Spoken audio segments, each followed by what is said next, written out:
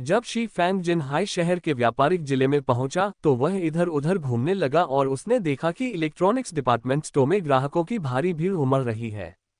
उसने देखा कि कई युवक बड़ी मुश्किल से डिपार्टमेंट स्टोर से बाहर निकल रहे थे। उनके हाथों में गॉड्स डोमेन का वर्चुअल गेमिंग हेलमेट था और उनके चेहरे खुशी और उत्साह से भरे हुए थे। अपार्टमेंट छोड़ने के बाद शी फैंग ने तुरंत शहर के केंद्र में स्थित व्यावसायिक जिले तक जाने के लिए लिफ्ट ली। हा, ये तो कमाल है। सौभाग्य से मैं सुबह 7 बजे ही लाइन में लग गया था। 3 घंटे इंतजार के बाद आखिरकार मुझे ये मिल ही गया। आज से मैं भगवान के राज्य में अपने भविष्य के लिए लड़ूंगा। नीली टी शर्ट पहने दुबले पतले युवक ने हेलमेट को पकड़ते हुए जोर से हंसते हुए कहा, क्या आपको मेरी मदद की जरूरत है? मेरा एक दोस्त है जो गेम शुरू होने के बाद से ही गॉड्स डोमेन खेल रहा है। अभी वह लेवल 4 पर है। अगर वह हमारी मदद करे तो हम जल्दी ही लेवल बढ़ा लेंगे। अगर किस्मत अच्छी रही तो शायद वह हमें आगे ले जाने में भी कामयाब हो जाए, एक और घुंघराले बालों वाले युवक ने गर्व से कहा। सच में? तो फिर वादा, अब से हमारा भविष्य आपके हाथों में होगा। विश्वविद्यालय में आपके लंच का खर्च हम उठाएंगे। इसे मुझ पर छोड़ दो। वह और मैं घनिष्ठ भाई हैं। जब इन युवाओं को पता चला कि एक विशेषज्ञ उन्हें मार्गदर्शन देने और उनका मार्गदर्शन करने के लिए तैयार है तो वे सभी बेहद उत्साहित हो गए। उन्होंने अपने उज्ज्वल भविष्य के बारे में सपने देखने शुरू कर दिए। कई वैश्विक निगमों द्वारा ईश्वर के क्षेत्र में जमकर निवेश करने और इसके बारे में कई समाचार रिपोर्टों के चलते आम लोगों ने पैसा कमाने का एक नया तरीका खोज लिया।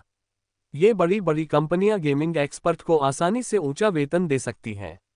इतना ही नहीं, कुछ अनुभवी और माहिर खिलाड़ियों का वार्षिक वेतन 3 मिलियन क्रेडिट तक पहुंच जाता है। अतीत के वर्चुअल रियलिटी गेम्स को देखते हुए यह एक अकल्पनीय आंकड़ा था। पहले केवल गेमिंग से लाखों की वार्षिक आय अर्जित करने वाले खिलाड़ी सर्वोच्च स्थान पर बैठे भगवान समान माने जाते थे। लेकिन अब सेवानिवृत्त एक्सपर्ट भी 3 मिलियन क्रेडिट का वार्षिक वेतन प्राप्त कर सकते हैं। वहीं वर्तमान में trending top tier expert 8 million credit तक का वार्षिक वेतन प्राप्त कर सकते हैं। शी फैन की जानकारी के अनुसार ओरोबोरोस गिल्ड लीडर का वार्षिक वेतन 6 मिलियन क्रेडिट से अधिक नहीं था, जबकि जेंटल स्नो का वार्षिक वेतन केवल 4 मिलियन क्रेडिट था। जाहिर है, स्नो गॉडेस इस छोटी सी रकम पर ध्यान भी नहीं देती। वह केवल विज्ञापन से ही कई करोड़ की कमाई आसानी से कर सकती थी। अपने पारिवारिक पृष्ठभूमि के अलावा पैसा उसके लिए कोई समस्या नहीं थी। शी फैन के विपरीत, जिसने अपनी अधूरी इच्छा को पूरा करने के लिए गॉड्स डोमेन में खेल खेला, जेंटल स्नो का एकमात्र लक्ष्य रोमांचक कारनामों से मिलने वाला आनंद था। खुशकिस्मत से मैं यहाँ गेमिंग हेलमेट खरीदने नहीं आया हूँ, शी फैंग ने डिपार्टमेंट स्टोर में उमड़ी भीड़ पर एक नज़र डाली और कहा। फिर वह इलेक्ट्रॉनिक्स डिपार्टमेंट स्टोर के पास स्थित एक मोबाइल फ़ोन की दुकान की ओर मुड़ गया। पुराने मॉडल का फ़ोन इस्तेमाल करना उसके लिए असुविधाजनक था, इसलिए शी फैंग ने क्वांटम घड़ी का इस्तेमाल करने का फैसला किया। ये घड़ी न केवल कई भाषाओं में संचार की सुविधा देती थी, बल्कि इसमें बैंक खाता लिंक करने की सुविधा भी थी, जिससे शी फैंग किसी भी समय क्रेडिट ट्रांसफर कर सकता था। इस तरह उसे न तो बार बार बैंक जाकर पैसे निकालने पड़ते और न ही जेब में नकदी का ढेर लेकर घूमना पड़ता। वह दूसरों को अपने शरीर का उभार दिखाने से बच सकता था, जिससे किसी भी तरह की असहज स्थिति से बचा जा सकता था। शी फैंग के क्वांटम वॉच स्टोर में प्रवेश करते ही एक खूबसूरत सेल्सवुमन उनका स्वागत करने के लिए आगे आए। महोदय, मैं आपकी किस प्रकार सहायता कर सकता हूँ? हमारे स्टोर की सर्वोच्च प्राथमिकता गुणवत्ता है। हमारे पास मोबाइल फ़ोन के कई मॉडल उपलब्ध हैं। मैं विशेष रूप से नवीनतम क्वांटम 3000 की अनुशंसा करता हूँ। इसमें स्वतंत्र बाइंडिंग है, ये वाटरप्रूफ है और निश्चित रूप से सुरक्षित है।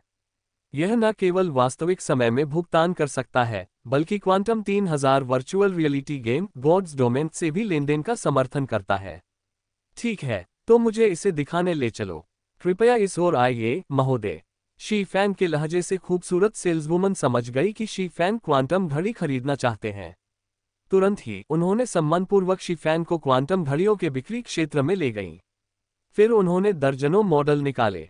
उनके डिजाइन न केवल सुंदर थे, बल्कि वे दिखने में भी सुरुचिपूर्ण और उपयोग में आसान थे। वे सभी होलोग्राफिक स्क्रीन द्वारा संचालित थे और यहां तक कि जोरदार गतिविधियों के दौरान भी डिस्प्ले और ध्वनि की स्पष्टता पर जरा भी असर नहीं पड़ता था। सर, चूंकि हम गॉड्स डोमेन के लिए एक प्रमोशन कर रहे हैं, इसलिए क्वांटम 3000 को घर ले जाने के लिए आपको सामान्य 30,000 क्रेडिट के बजाय केवल 29,999 क्रेडिट का भुगतान करना होगा। विक्रेता के प्रचार को देखकर शी फैंग को पसीना आ गया। आखिर ये 30,000 क्रेडिट से अलग कैसे था? ये कीमत आम विश्वविद्यालय के छात्र के लिए लगभग नामुमकिन थी जब तक कि उनके पास अच्छी तनख्वाह वाली नौकरी न हो, और तब भी उन्हें इसे खरीदने के लिए आमतौर पर 6 महीने तक बचत करनी पड़ती थी। हालांकि शी फैंग को वाकई नवीनतम क्वांटम घड़ी की जरूरत थी। आखिरकार यह उसके लिए बहुत सुविधाजनक होता।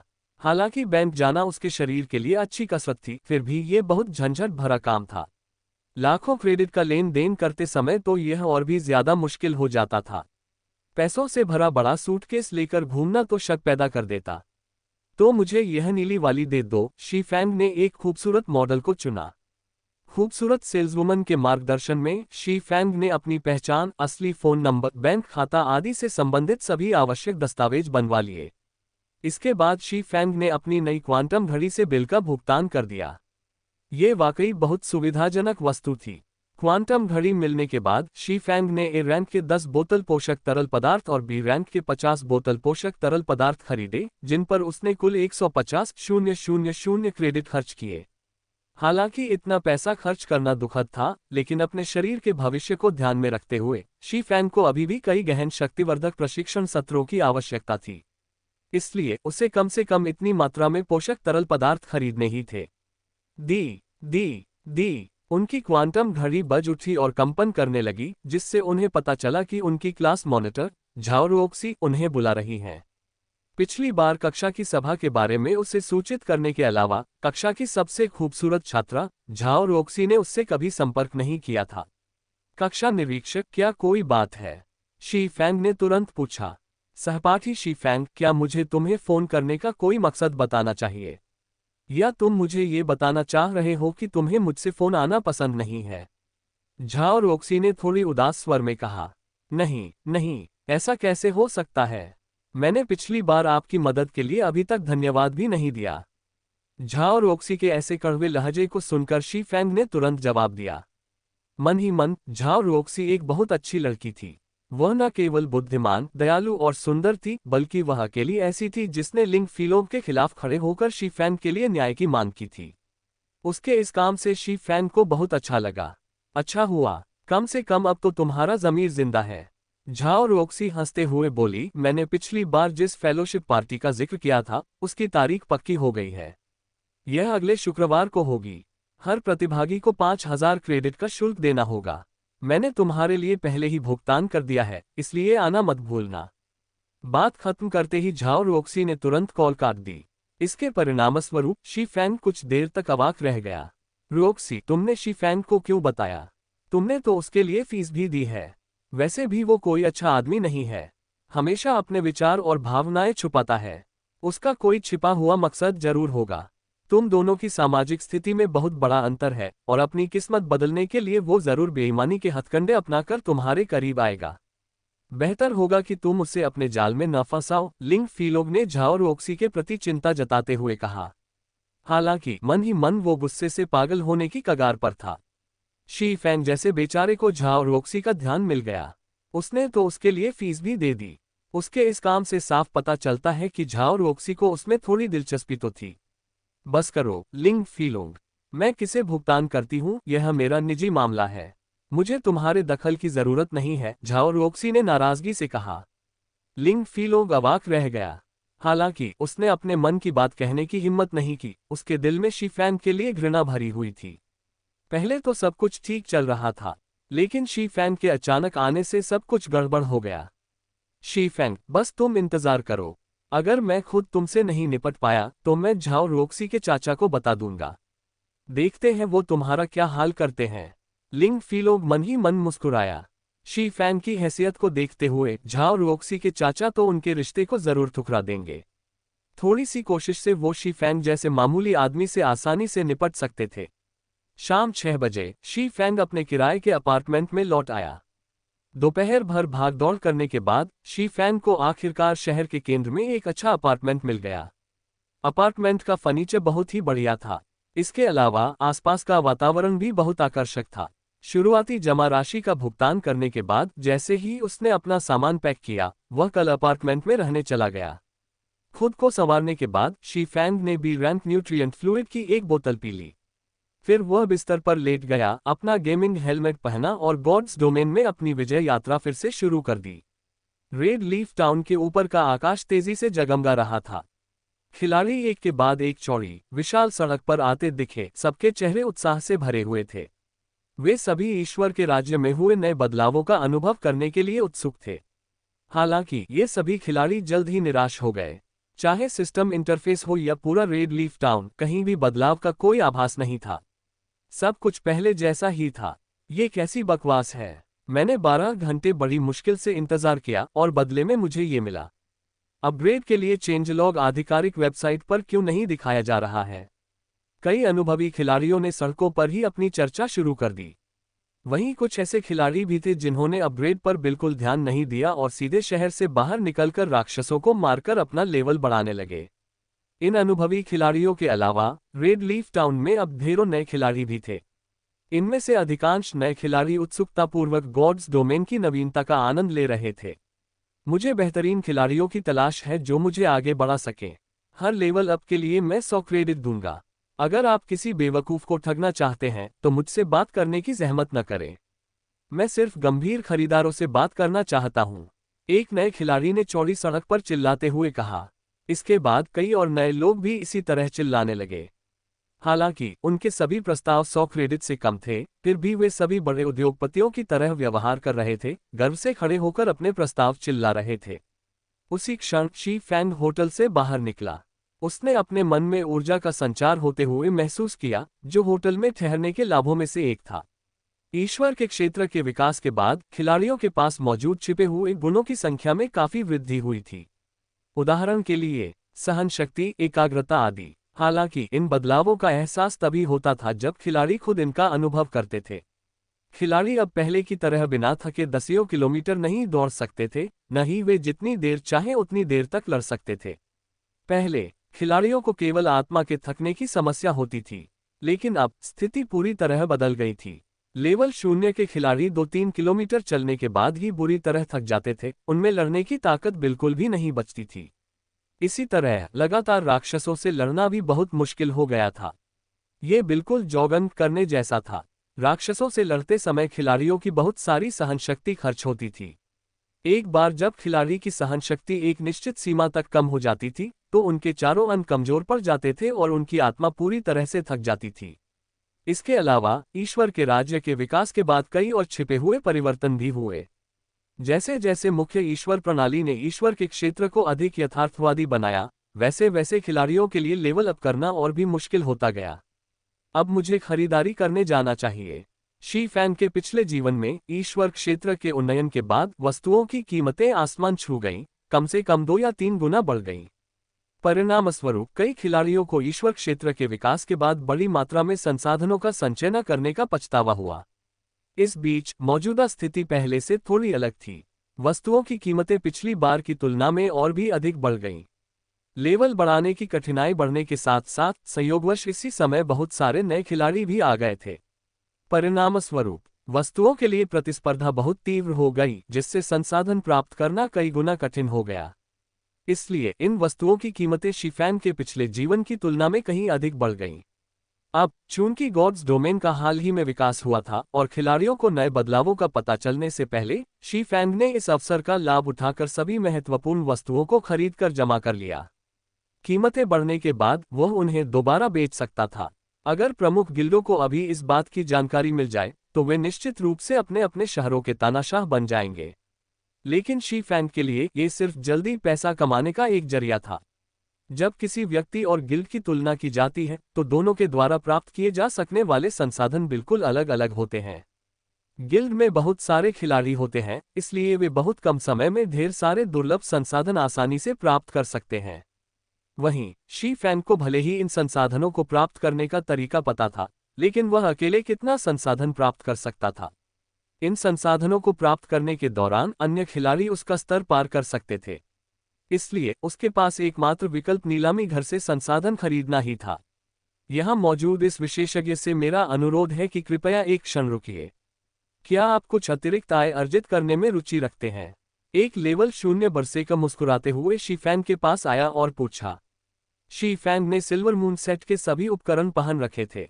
उसका हथियार भी सीक्रेट सिल्वर रैंक का था। हालांकि नए खिलाड़ियों के पास शी फैंग के स्तर को पहचानने के लिए पहचान कौशल एक नहीं था, फिर भी शी फैंग के शानदार उच्च गुणवत्ता वाले उपकरण स्पष्ट रूप से मैदान में मौजूद अनुभवी खिलाड़ियों से कहीं बेहतर थे। ये कहना अनावश्यक था कि शी फैंग निश्चित रूप से एक विशेषज्ञ था। अतिरिक्त आए, शी फैंग ने पीछे मुड़कर देखा तो पाया कि एक नया खिलाड़ी उसे पुकार रहा था। सुविधा के लिए कुछ धनी खिलाड़ी आमतौर पर किसी मिशन को पूरा करने में मदद के लिए विशेषज्ञों को नियुक्त करते थे। बदले में वे उन्हें पारिश्रमिक के रूप में अच्छी खासी मात्रा में क्रेडिट देते थे। ऐसी अतिरिक्त आय के बारे में शी फैंग को अभी भी कुछ दिलचस्पी थी। उसने आगे कहा, तो मुझे इसके बारे में बताओ। ये बहुत आसान है, आपको बस मुझे लेवल बढ़ाने में मदद करनी है।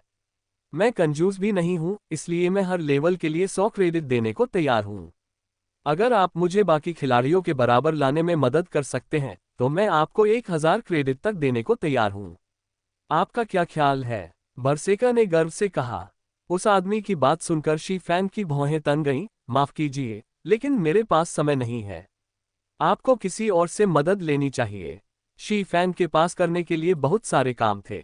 उसे न केवल ये सुनिश्चित करना था कि उसका स्तर पीछे न रह जाए, बल्कि उसे अपने भावी गिल्ड के लिए धन कमाना और लाभ अर्जित करना भी था। उसे व्हाइट रिवर सिटी में होने वाले आगामी सत्ता संघर्ष के लिए तैयारी करनी थी। नीलामी घर में सामान बेचकर ही वह कई लाख क्रेडिट कमा सकता था।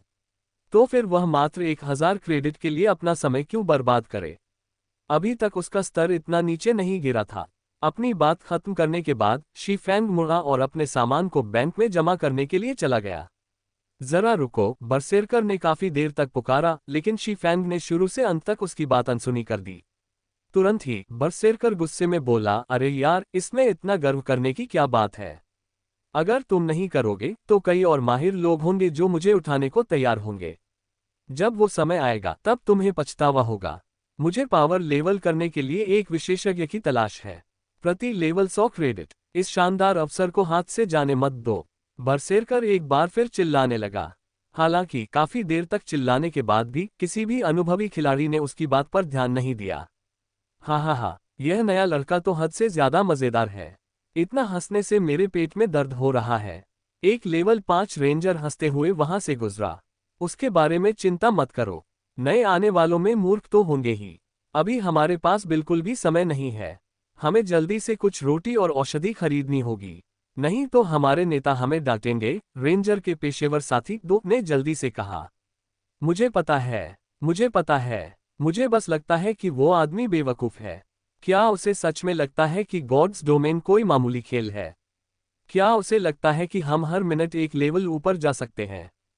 100 क्रेडिट प्रति लेवल की बात छोड़ो, अगर 1000 क्रेडिट प्रति लेवल भी होते तो भी मैं इसे नहीं खेलता। एक टॉप लेवल के एक्सपर्ट खिलाड़ी की तो बात ही छोड़ो। 10 से 20,000 क्रेडिट के बिना तो चर्चा की भी कोई जरूरत नहीं होगी। रेंजर ने ताना मारा। खेल के शुरुआती दौर में हर कोई लेवल बढ़ाने की होड़ में लगा था। उन्हें डर था कि कहीं वे बाकी खिलाड़ियों से पीछे न छूट जाएं और चमकने का मौका न गंवा लें। ऐसे में नए खिलाड़ियों की मदद करने का समय उन्हें कहां से मिलता? 100 क्रेडिट की बात छोड़िए, अभी तो लेवल 5 के प्रो खिलाड़ी एक दिन में 1 सिल्वर से भी ज्यादा कमा सकते हैं। क्रेडिट में बदलने पर यह रकम 100 क्रेडिट से भी ज्यादा हो जाती है। अगर उनकी किस्मत अच्छी रही और उन्हें कोई आम उपकरण मिल गया तो ये कई 100 क्रेडिट के बराबर होगा। अगर कोई माहिर खिलाड़ी होता तो कहानी बिल्कुल अलग होती। उनके पास पैसों की कोई कमी नहीं होती। जब नए बरसेकर ने उनकी बातचीत सुनी तो रेंजर की बातों से उसे गहरा सदमा लगा। इतना ही नहीं, उसे ये भी समझ आ गया कि रेंजर मजाक नहीं कर रहा था। बरसेका एक कंपनी में मामूली कर्मचारी था। पहले वह भी दूसरों की मदद लेने के लिए कुछ पैसे खर्च करने को तैयार था ताकि दूसरे लोग उसका लेवल बढ़ा सकें। उस समय उसका प्रस्ताव केवल 30 से 50 क्रेडिट का था, फिर भी कई खिलाड़ी उसके प्रस्ताव के लिए होड़ कर रहे थे। लेकिन अब उसके 100 क्रेडिट के प्रस्ताव पर किसी ने ध्यान ही नहीं दिया। दरअसल एक लेवल बढ़ाने के लिए भी कई हजार क्रेडिट की जरूरत थी। यह तो उसकी एक महीने की पूरी सैलरी के बराबर था। बरसेरकर का चेहरा पल भर में लाल हो गया। उसे लगा जैसे उसने खुद को बहुत शर्मिंदा कर लिया हो।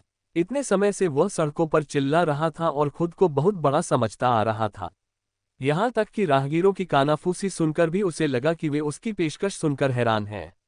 लेकिन असल में वे उसे मूर्ख कहकर कोस रहे थे। इसीलिए तो पिछले विशेषज्ञ ने कीमत सुनते ही उसकी पेशकश ठुकरा दी थी। इसी बीच विशेषज्ञ की सहायता चाहने वाले अन्य नए प्रतिभागी भी एक एक करके चुप हो गए। शर्म से उनके गाल जलने लगे और वे सभी अपना स्तर बढ़ाने के लिए मिशन की तलाश में चले गए। दूसरी ओर शी फैंग नीलामी घर में बड़े चाव से सामान खरीद रहा था और बड़ी मात्रा में दुर्लभ संसाधन जमा कर रहा था। जब उसका सारा पैसा खर्च हो गया तब शी फैंग ने राहत की सांस ली। फिर उसने glimmer chest plate forging design को नीलामी के लिए रखा, जिनकी शुरुआती कीमत 2 सोने के सिक्के प्रति पीस तय की गई थी। अब उसे इनके न बिकने की चिंता करने की जरूरत नहीं थी। अब बर्फीली नीली शैतानी ज्वाला को इकट्ठा करने का समय आ गया है। शे फैंग ने अपना काम खत्म करने के बाद अपना असली रूप धारण कर लिया। उसने रहस्यमयी ज्वाला को समय से पहले इकट्ठा करने की तैयारी शुरू कर दी। अब जब ईश्वर का क्षेत्र समय से पहले विकसित हो चुका है तो हो सकता है कि दूसरे खिलाड़ी भी रहस्यमयी ज्वाला को समय से पहले प्राप्त कर लें। अप्रत्याशित स्थिति से बचने के लिए उसके लिए इसे थोड़ा पहले ही प्राप्त करना बेहतर होगा। बर्फीली नीली शैतानी ज्वाला उसके पास होने पर ही वह चैन से रह पाएगा। टेल नोट्स 1 पहचान कौशल। अवलोकन कौशल को अब पहचान कौशल में बदल दिया जाएगा। 2 पेशेवर साथी। अब से पेशेवर शब्द का प्रयोग पेशेवर खिलाड़ियों के लिए किया जाएगा। हालांकि कृपया ध्यान दें कि पेशेवर का अर्थ यह नहीं है कि वे विशेषज्ञ के स्तर पर हैं। मुझे उम्मीद है कि मैं इससे किसी को ठेस नहीं पहुंचा रहा हूं, लेकिन विशेषज्ञ विश्व स्तर पर प्रसिद्ध गायकों की तरह होते हैं जो लाखों डॉलर कमाते हैं, जबकि पेशेवर पूर्णकालिक अंशकालिक पब गायकों की तरह होते हैं जो हजारों डॉलर कमाते हैं। बेशक पेशेवर लोगों के पास विशेषज्ञ बनने की पूरी संभावना होती है। बर्फीली नीली शैतानी ज्वाला। ये द्वितीय श्रेणी की उन चुनिंदा रहस्यमयी ज्वालाओं में से एक थी जो केवल व्हाइट रिवर सिटी में ही पाई जाती थी। इस ज्वाला में जालसाजों के लिए एक घातक आकर्षण था। इसके अलावा बर्फीली नीली शैतान ज्वाला वाले सौभूत वन रेड लीफ टाउन से थोड़ी ही दूरी पर स्थित था। इसलिए शी फैंग के लिए इसे प्राप्त न करना एक बड़ी बर्बादी होती। चाहे पैसा कमाना हो या वस्तुओं का निर्माण करना हो, रहस्यमयी ज्वाला शी फैंग को बहुत सहायता प्रदान करती थी। फिलहाल शी फैंग को मध्यवर्ती स्तर का लोहार प्रशिक्षु बनने के लिए अभी भी कई 100 दक्षता अंक कम थे। हालांकि अगर वह बन भी जाता तो भी उसके लिए गुप्त चांदी श्रेणी की सिल्वर डॉन का लोहार बनाना काफी मुश्किल होता।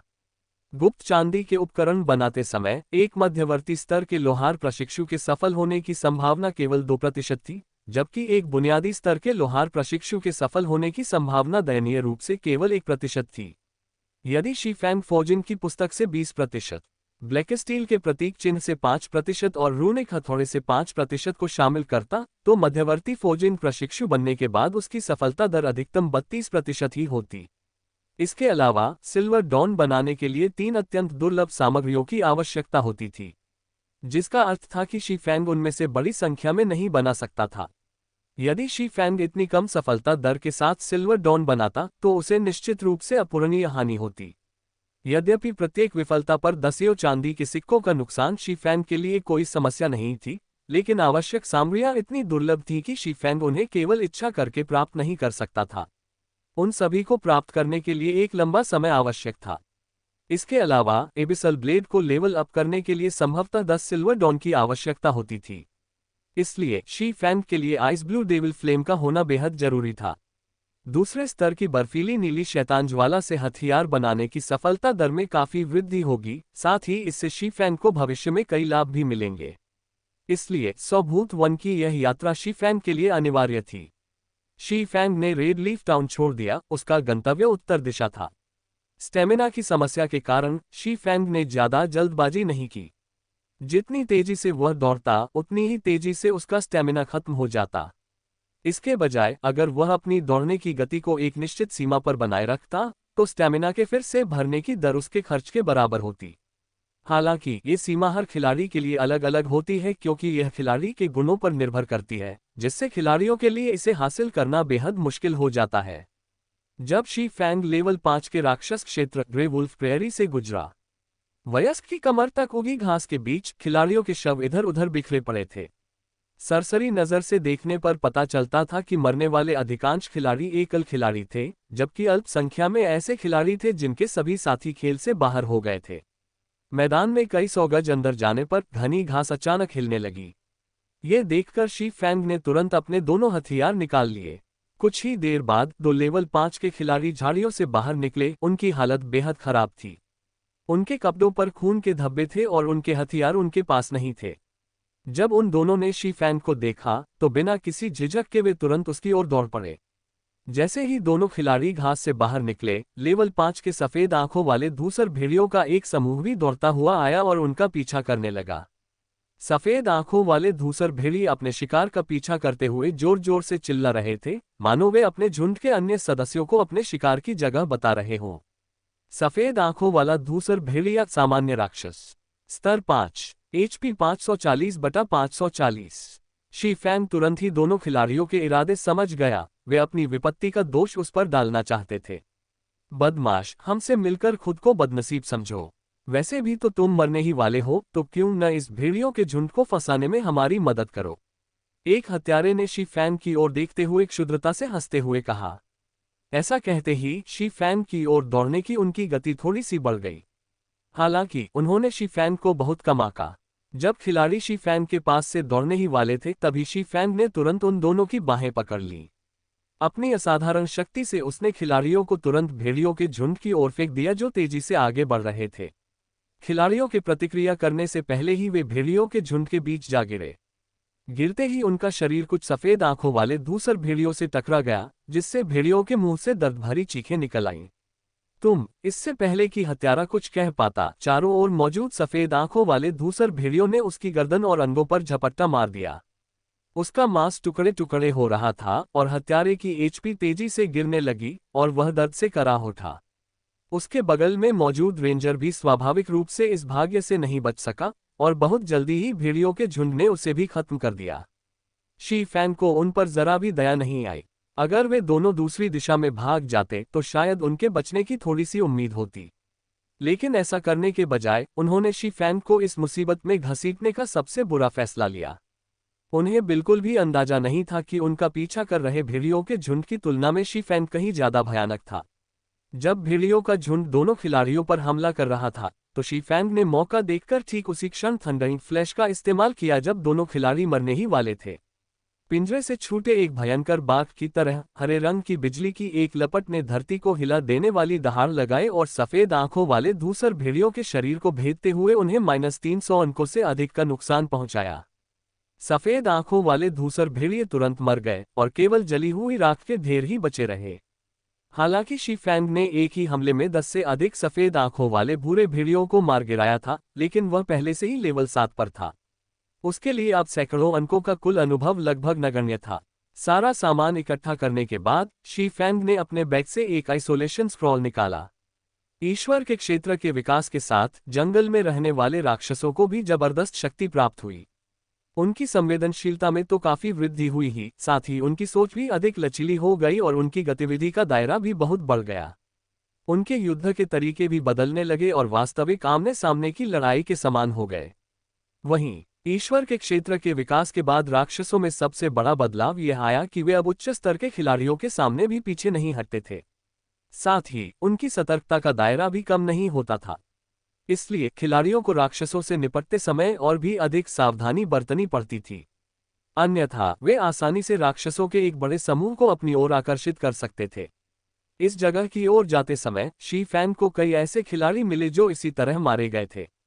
उदाहरण के लिए एक दल जिसने कुछ सफेद आंखों वाले धूसर भेड़ियों को मार डाला था, वह जल्दी से उस स्थान से निकल नहीं पाया। परिणामस्वरूप खून की गंध आसपास फैल गई और अधिक सफेद आंखों वाले धूसर भेड़ियों को आकर्षित किया, जिससे पूरा दल मारा गया। आइसोलेशन स्क्रॉल का उपयोग करने के बाद शी फैंग ने तुरंत ग्रे वुल्फ प्रेयरी छोड़ दी। फिर वह का ग्रैंड कैन्यन, साइबस झील और कई अन्य उच्च स्तरीय राक्षस क्षेत्रों से गुजरा। 6 घंटे की यात्रा के बाद शी फैंग अंततः लेवल 15 के राक्षस क्षेत्र 100 घोस्ट फॉरेस्ट में पहुंचा। 100 भूतों का जंगल एक शापित स्थान था। इस अंधेरे और सूखे जंगल में, जहां सूरज की रोशनी कभी नहीं पहुंचती थी, केवल शापित प्रेत ही विचरण करते थे। इन प्रेतों में शारीरिक हमलों के प्रति 60% प्रतिरोध और 20% चकमा देने की क्षमता थी। इन राक्षसों की आक्रमण शक्ति भी अविश्वसनीय रूप से अधिक थी और वर्तमान शी फैंग को मारने के लिए उन्हें केवल 2 या 3 बार ही काफी थे। हालांकि इन राक्षसों की केवल 600 HP थी और जादुई हमलों से होने वाला नुकसान 100% बढ़ जाता था। इसलिए 100 भूतों का जंगल जादूगरों के लिए कौशल बढ़ाने का स्वर्ग था। ईश्वर के क्षेत्र के विकास के कारण ये शापित प्रेत अपने परिवेश के प्रति कहीं अधिक संवेदनशील हो गए थे। वे अन्य पशु प्रकार के राक्षसों से बिल्कुल भिन्न थे। गंध के बजाय ये राक्षस 100 गज के दायरे में जीवित प्राणियों की आभा को आसानी से सूंघ सकते थे, और यदि कोई छुपकर भी चले तो भी शापित प्रेत उन्हें पहचान सकते थे। हालांकि शी फैंग पूरी तैयारी के साथ आया था। उसने एक विसरण औषधि की बोतल निकाली और तुरंत उसका सारा तरल पदार्थ पी लिया। ये औषधि किसी भी प्राणी की आभा को 10 मिनट के लिए छिपा देती है। डिस्पर्सिंग पोशन की सहायता से शी फैंग को शापित प्रेतों की नजर से बचने के लिए केवल थोड़ी सावधानी बरतने की आवश्यकता थी। शी फैंग के ज्ञान के अनुसार बर्फीली नीली शैतानी ज्वाला 100 भूत वन के केंद्र में 100 भूत नगर के मध्य में स्थित फव्वारे पर थी। इस बर्फीली नीली शैतानी ज्वाला को प्राप्त करने के लिए ग्लोरियस लाइट गिल्ड ने अथक परिश्रम किया था। अपने हजारों सदस्यों को भेजने और उनमें से सैकड़ों की जान गंवाने के बाद ही वे सौभूत नगर में मौजूद सभी राक्षसों का सफाया करने में सफल हुए और बर्फीली नीली शैतानी ज्वाला को प्राप्त किया। जाहिर है शी फैंग जानता था कि उसके पास 100 घोस्ट टाउन के सभी राक्षसों को खत्म करने की क्षमता नहीं है। हालांकि उसके पास रहस्यमयी ज्वाला को सुरक्षित करने के अन्य तरीके थे। बस वे सभी बेहद खतरनाक थे। बड़ी मुश्किल से 100 भूतों के कस्बे में पहुंचने के बाद शी फैंग रुक गया और कस्बे का अवलोकन करने लगा। जब सूखे जंगल से आती ठंडी हवा शी फैंग पर पड़ी तो उसे अचानक असहनीय ठंड का एहसास हुआ। जान से मारने का इरादा। यदि शी फैंग को वर्षों के रक्तरंजित युद्धों का अनुभव न होता, जिससे उसे खतरे को भांपने की स्वाभाविक प्रवृत्ति प्राप्त हुई थी, तो वह इस सूक्ष्म रूप से प्रकट होने वाली हत्या की मंशा से पूरी तरह अनजान रहता। चूंकि यह पहली बार नहीं था जब उसने ऐसी निर्मम हत्या की मंशा का अनुभव किया था, इसलिए शी फैंग ने तुरंत अपनी दोनों तलवारें म्यान से निकाल ली।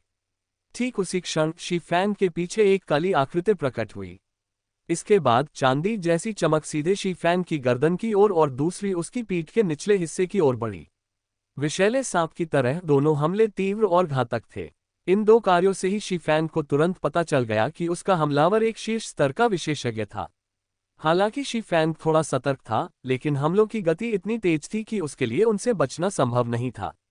ठीक उसी समय जब शी फैंग को चोट लगने ही वाली थी, शी फैंग ने अचानक डिफेंसिव ब्लेड को सक्रिय किया और घात को सफलतापूर्वक रोक दिया। यदि किसी खिलाड़ी पर किसी हत्यारे का हमला होता है तो वह 3 सेकंड के लिए बेहोश हो जाता है। ये 3 छोटे सेकंड एक कुशल हत्यारे के लिए किसी खिलाड़ी के आधे एचपी को खत्म करने के लिए पर्याप्त होते हैं। इसके अलावा हत्यारों के पास अपने लक्ष्य को बेहोश करने का केवल एक ही कौशल नहीं होता। जब तक कोई हत्यारा किसी खिलाड़ी को बेहोश कर देता है, तब तक वह अपनी मृत्यु तक उसी अवस्था में रहता है। भाग जाओ! शी फैंग दहाड़ा। उसने अपने शरीर को पीछे खींचते हुए अपनी तलवार से प्रहार किया। उसकी तलवार हजारों की सेना को नष्ट करने में सक्षम थी। जैसे ही अगाध तलवार अपने लक्ष्य की ओर तेजी से बढ़ी, उसके साथ विस्फोटों की आवाजें भी सुनाई देने लगीं। दिलचस्प। काली आकृति ने तुरंत प्रतिक्रिया दी और एक चिड़िया की तरह पलट गई। जैसे ही अगाध तलवार उसके शरीर को चाबुक की तरह छूते हुए गुजरी, काली आकृति ने एक बार फिर अपने दोनों हथियार लहराए और उसके खंजरों में से एक ने शी फैंग के बगल में वार किया।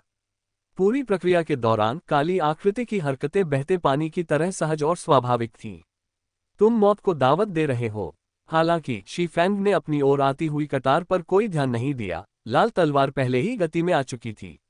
लाल तलवार 4 तलवारों के रूपों में परिवर्तित हो गई। सभी का निशाना काले रंग की आकृति के महत्वपूर्ण अंगों पर था। शी फैंग को अपनी आक्रमण शक्ति पर पूरा भरोसा था। काली आकृति अचानक चौंक गई।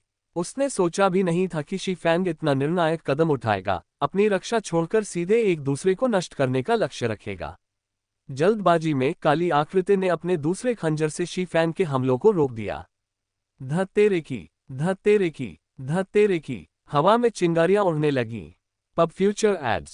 शी फैंग की अपार शक्ति ने उस काले आकृति को 2 गज पीछे धकेल दिया। वह लगातार 3 कदम पीछे हटने के बाद ही खुद को संभाल पाया। वह काला आकृति शी फैंग को हैरानी से घूर रहा था। सचमुच तुमने मुझे निराश नहीं किया, उस काली आकृति ने दबी हुई हंसी के साथ कहा। उस काले आकृति को समझ नहीं आ रहा था कि शी फैंग के पास इतनी असाधारण शक्ति कैसे है। शी फैंग ने उसके हमले से ठीक पहले ही उसे भांप लिया और तुरंत बचाव के उपाय किए।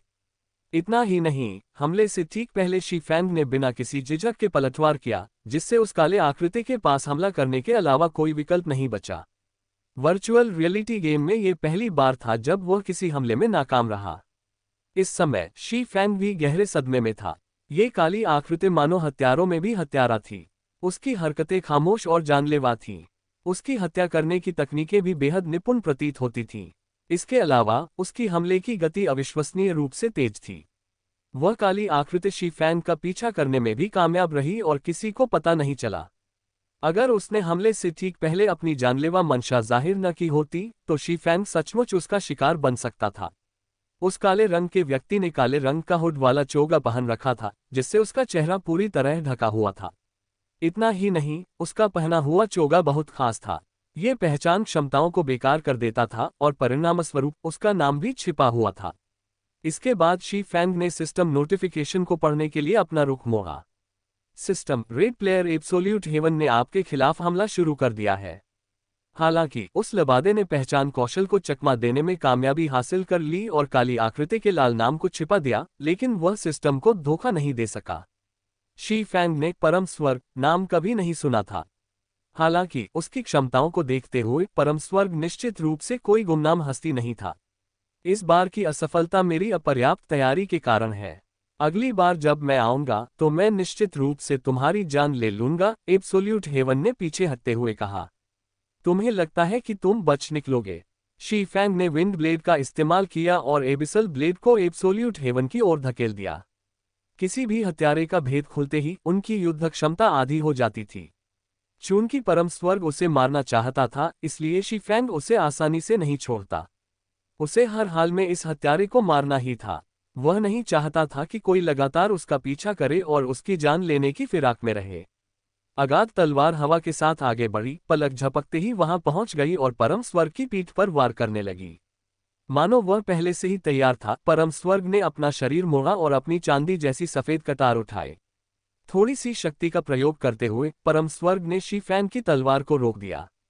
साथ ही उसकी दूसरी चांदी जैसी कटार शी फैंग के पेट की ओर बढ़ गई। Kidney strike. पहले हुए हमलों की श्रृंखला से एब्सोल्यूट हेवन ने इतनी ऊर्जा संचित कर ली थी कि वह शी फैंग को 4 सेकंड के लिए बेहोशी की स्थिति में लाने के लिए मजबूर कर सके। शी फैंग को यह उम्मीद नहीं थी कि एब्सोल्यूट हेवन पलटवार करेगा। उसने तुरंत एक तरफ पलटी मारी और किडनी स्ट्राइक से बच गया। हालांकि एब्सोल्यूट हेवन का दूसरा खंजर उसके पीछे पीछे आया और शी फैंग की पीठ पर वार करने का लक्ष्य रखा। पीठ में छुरा घोंपना। शी फैंग ने तुरंत हवा में छलांग लगाए और बैकस्टेप से बच गया। फिर नीचे आते ही उसने अचानक एबिसल ब्लेड को लहराया। एबिसल ब्लेड के चारों ओर बिजली और आग का संचार हुआ और एक दहाड़ते हुए गरजते हुए ड्रैगन की तरह हथियार जमीन की ओर वार करने लगा। Thunder flame explosion. परम स्वर्ग ने तुरंत शी फैंग के हमले की भयंकरता को भांप लिया। उसने अपने दोनों खंजर आगे उठाए और इस हिंसक प्रहार से बचाव के लिए ब्लॉक का प्रयोग किया। लेकिन शी फैंग की असाधारण शक्ति का बचाव करना इतना आसान कैसे हो सकता था? संपर्क होते ही एब्सोल्यूट हेवन तुरंत घुटनों के बल बैठ गया। उसके दोनों पैर जमीन में धंस गए और शरीर दबाव से लगभग चूर चूर हो गया। थंडर फ्लेम एक्सप्लोजन के सफल अवरोध ने शी फैंग को चौंका दिया। हालांकि उसने तुरंत एबिसल ब्लेड घुमाकर एब्सोल्यूट हेवन पर एबिसल बाइंड का प्रयोग किया। तुरंत ही 9 जंजीरों ने एब्सोल्यूट हेवन को जकड़ लिया, जिससे वह हिल भी नहीं सका। इसके बाद शी फैंग ने अपनी दोनों तलवारों से पूरी ताकत से हमला किया। 10 तलवारों की छवियां परम स्वर्ग की ओर उड़ती हुई आई। लक्ष्य उन छवियों में से किसी को भी चकमा देने या उनसे बचने में असमर्थ था। अगली बार फिर मिलेंगे, एब्सोल्यूट हेवन हंसा। उसने पाया कि शी फैंग के पास हमले के अनेक तरीके थे जिससे वह लगातार हमले कर सकता था। फिर एब्सोल्यूट हेवन का शरीर धीरे धीरे विलीन होने लगा और उसे बांधने वाली 9 जंजीरें जमीन पर गिर गईं। इसी प्रकार तलवारों की 10 छवियां केवल हवा को ही भेदने में सक्षम थीं। ये हत्यारों का एक उन्नत कौशल था, गायब हो जाना। यह न केवल उपयोगकर्ता को जबरदस्ती अदृश्य अवस्था में डाल देता था, बल्कि उपयोगकर्ता को 1 सेकंड के लिए अजेय अवस्था में भी प्रवेश करने की अनुमति देता था। भागने की सोचना भी मत। शी फैंग एब्सोल्यूट हेवन को जाने देने को तैयार नहीं था।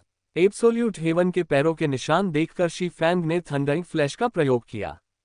Pub future ads. 3 विद्युत किरणें निकली। एब्सोल्यूट हेवन ने विंड स्टेप्स को सक्रिय किया, जिससे वह 1 सेकंड के लिए फिर से अजेय अवस्था में आ गया और थंडरिंग फ्लैश के हमलों को सफलतापूर्वक रोक दिया। फिर वह तेजी से भाग गया। इसी प्रकार शी फैंग ने उसका पीछा करने के लिए विंडवॉक को सक्रिय किया।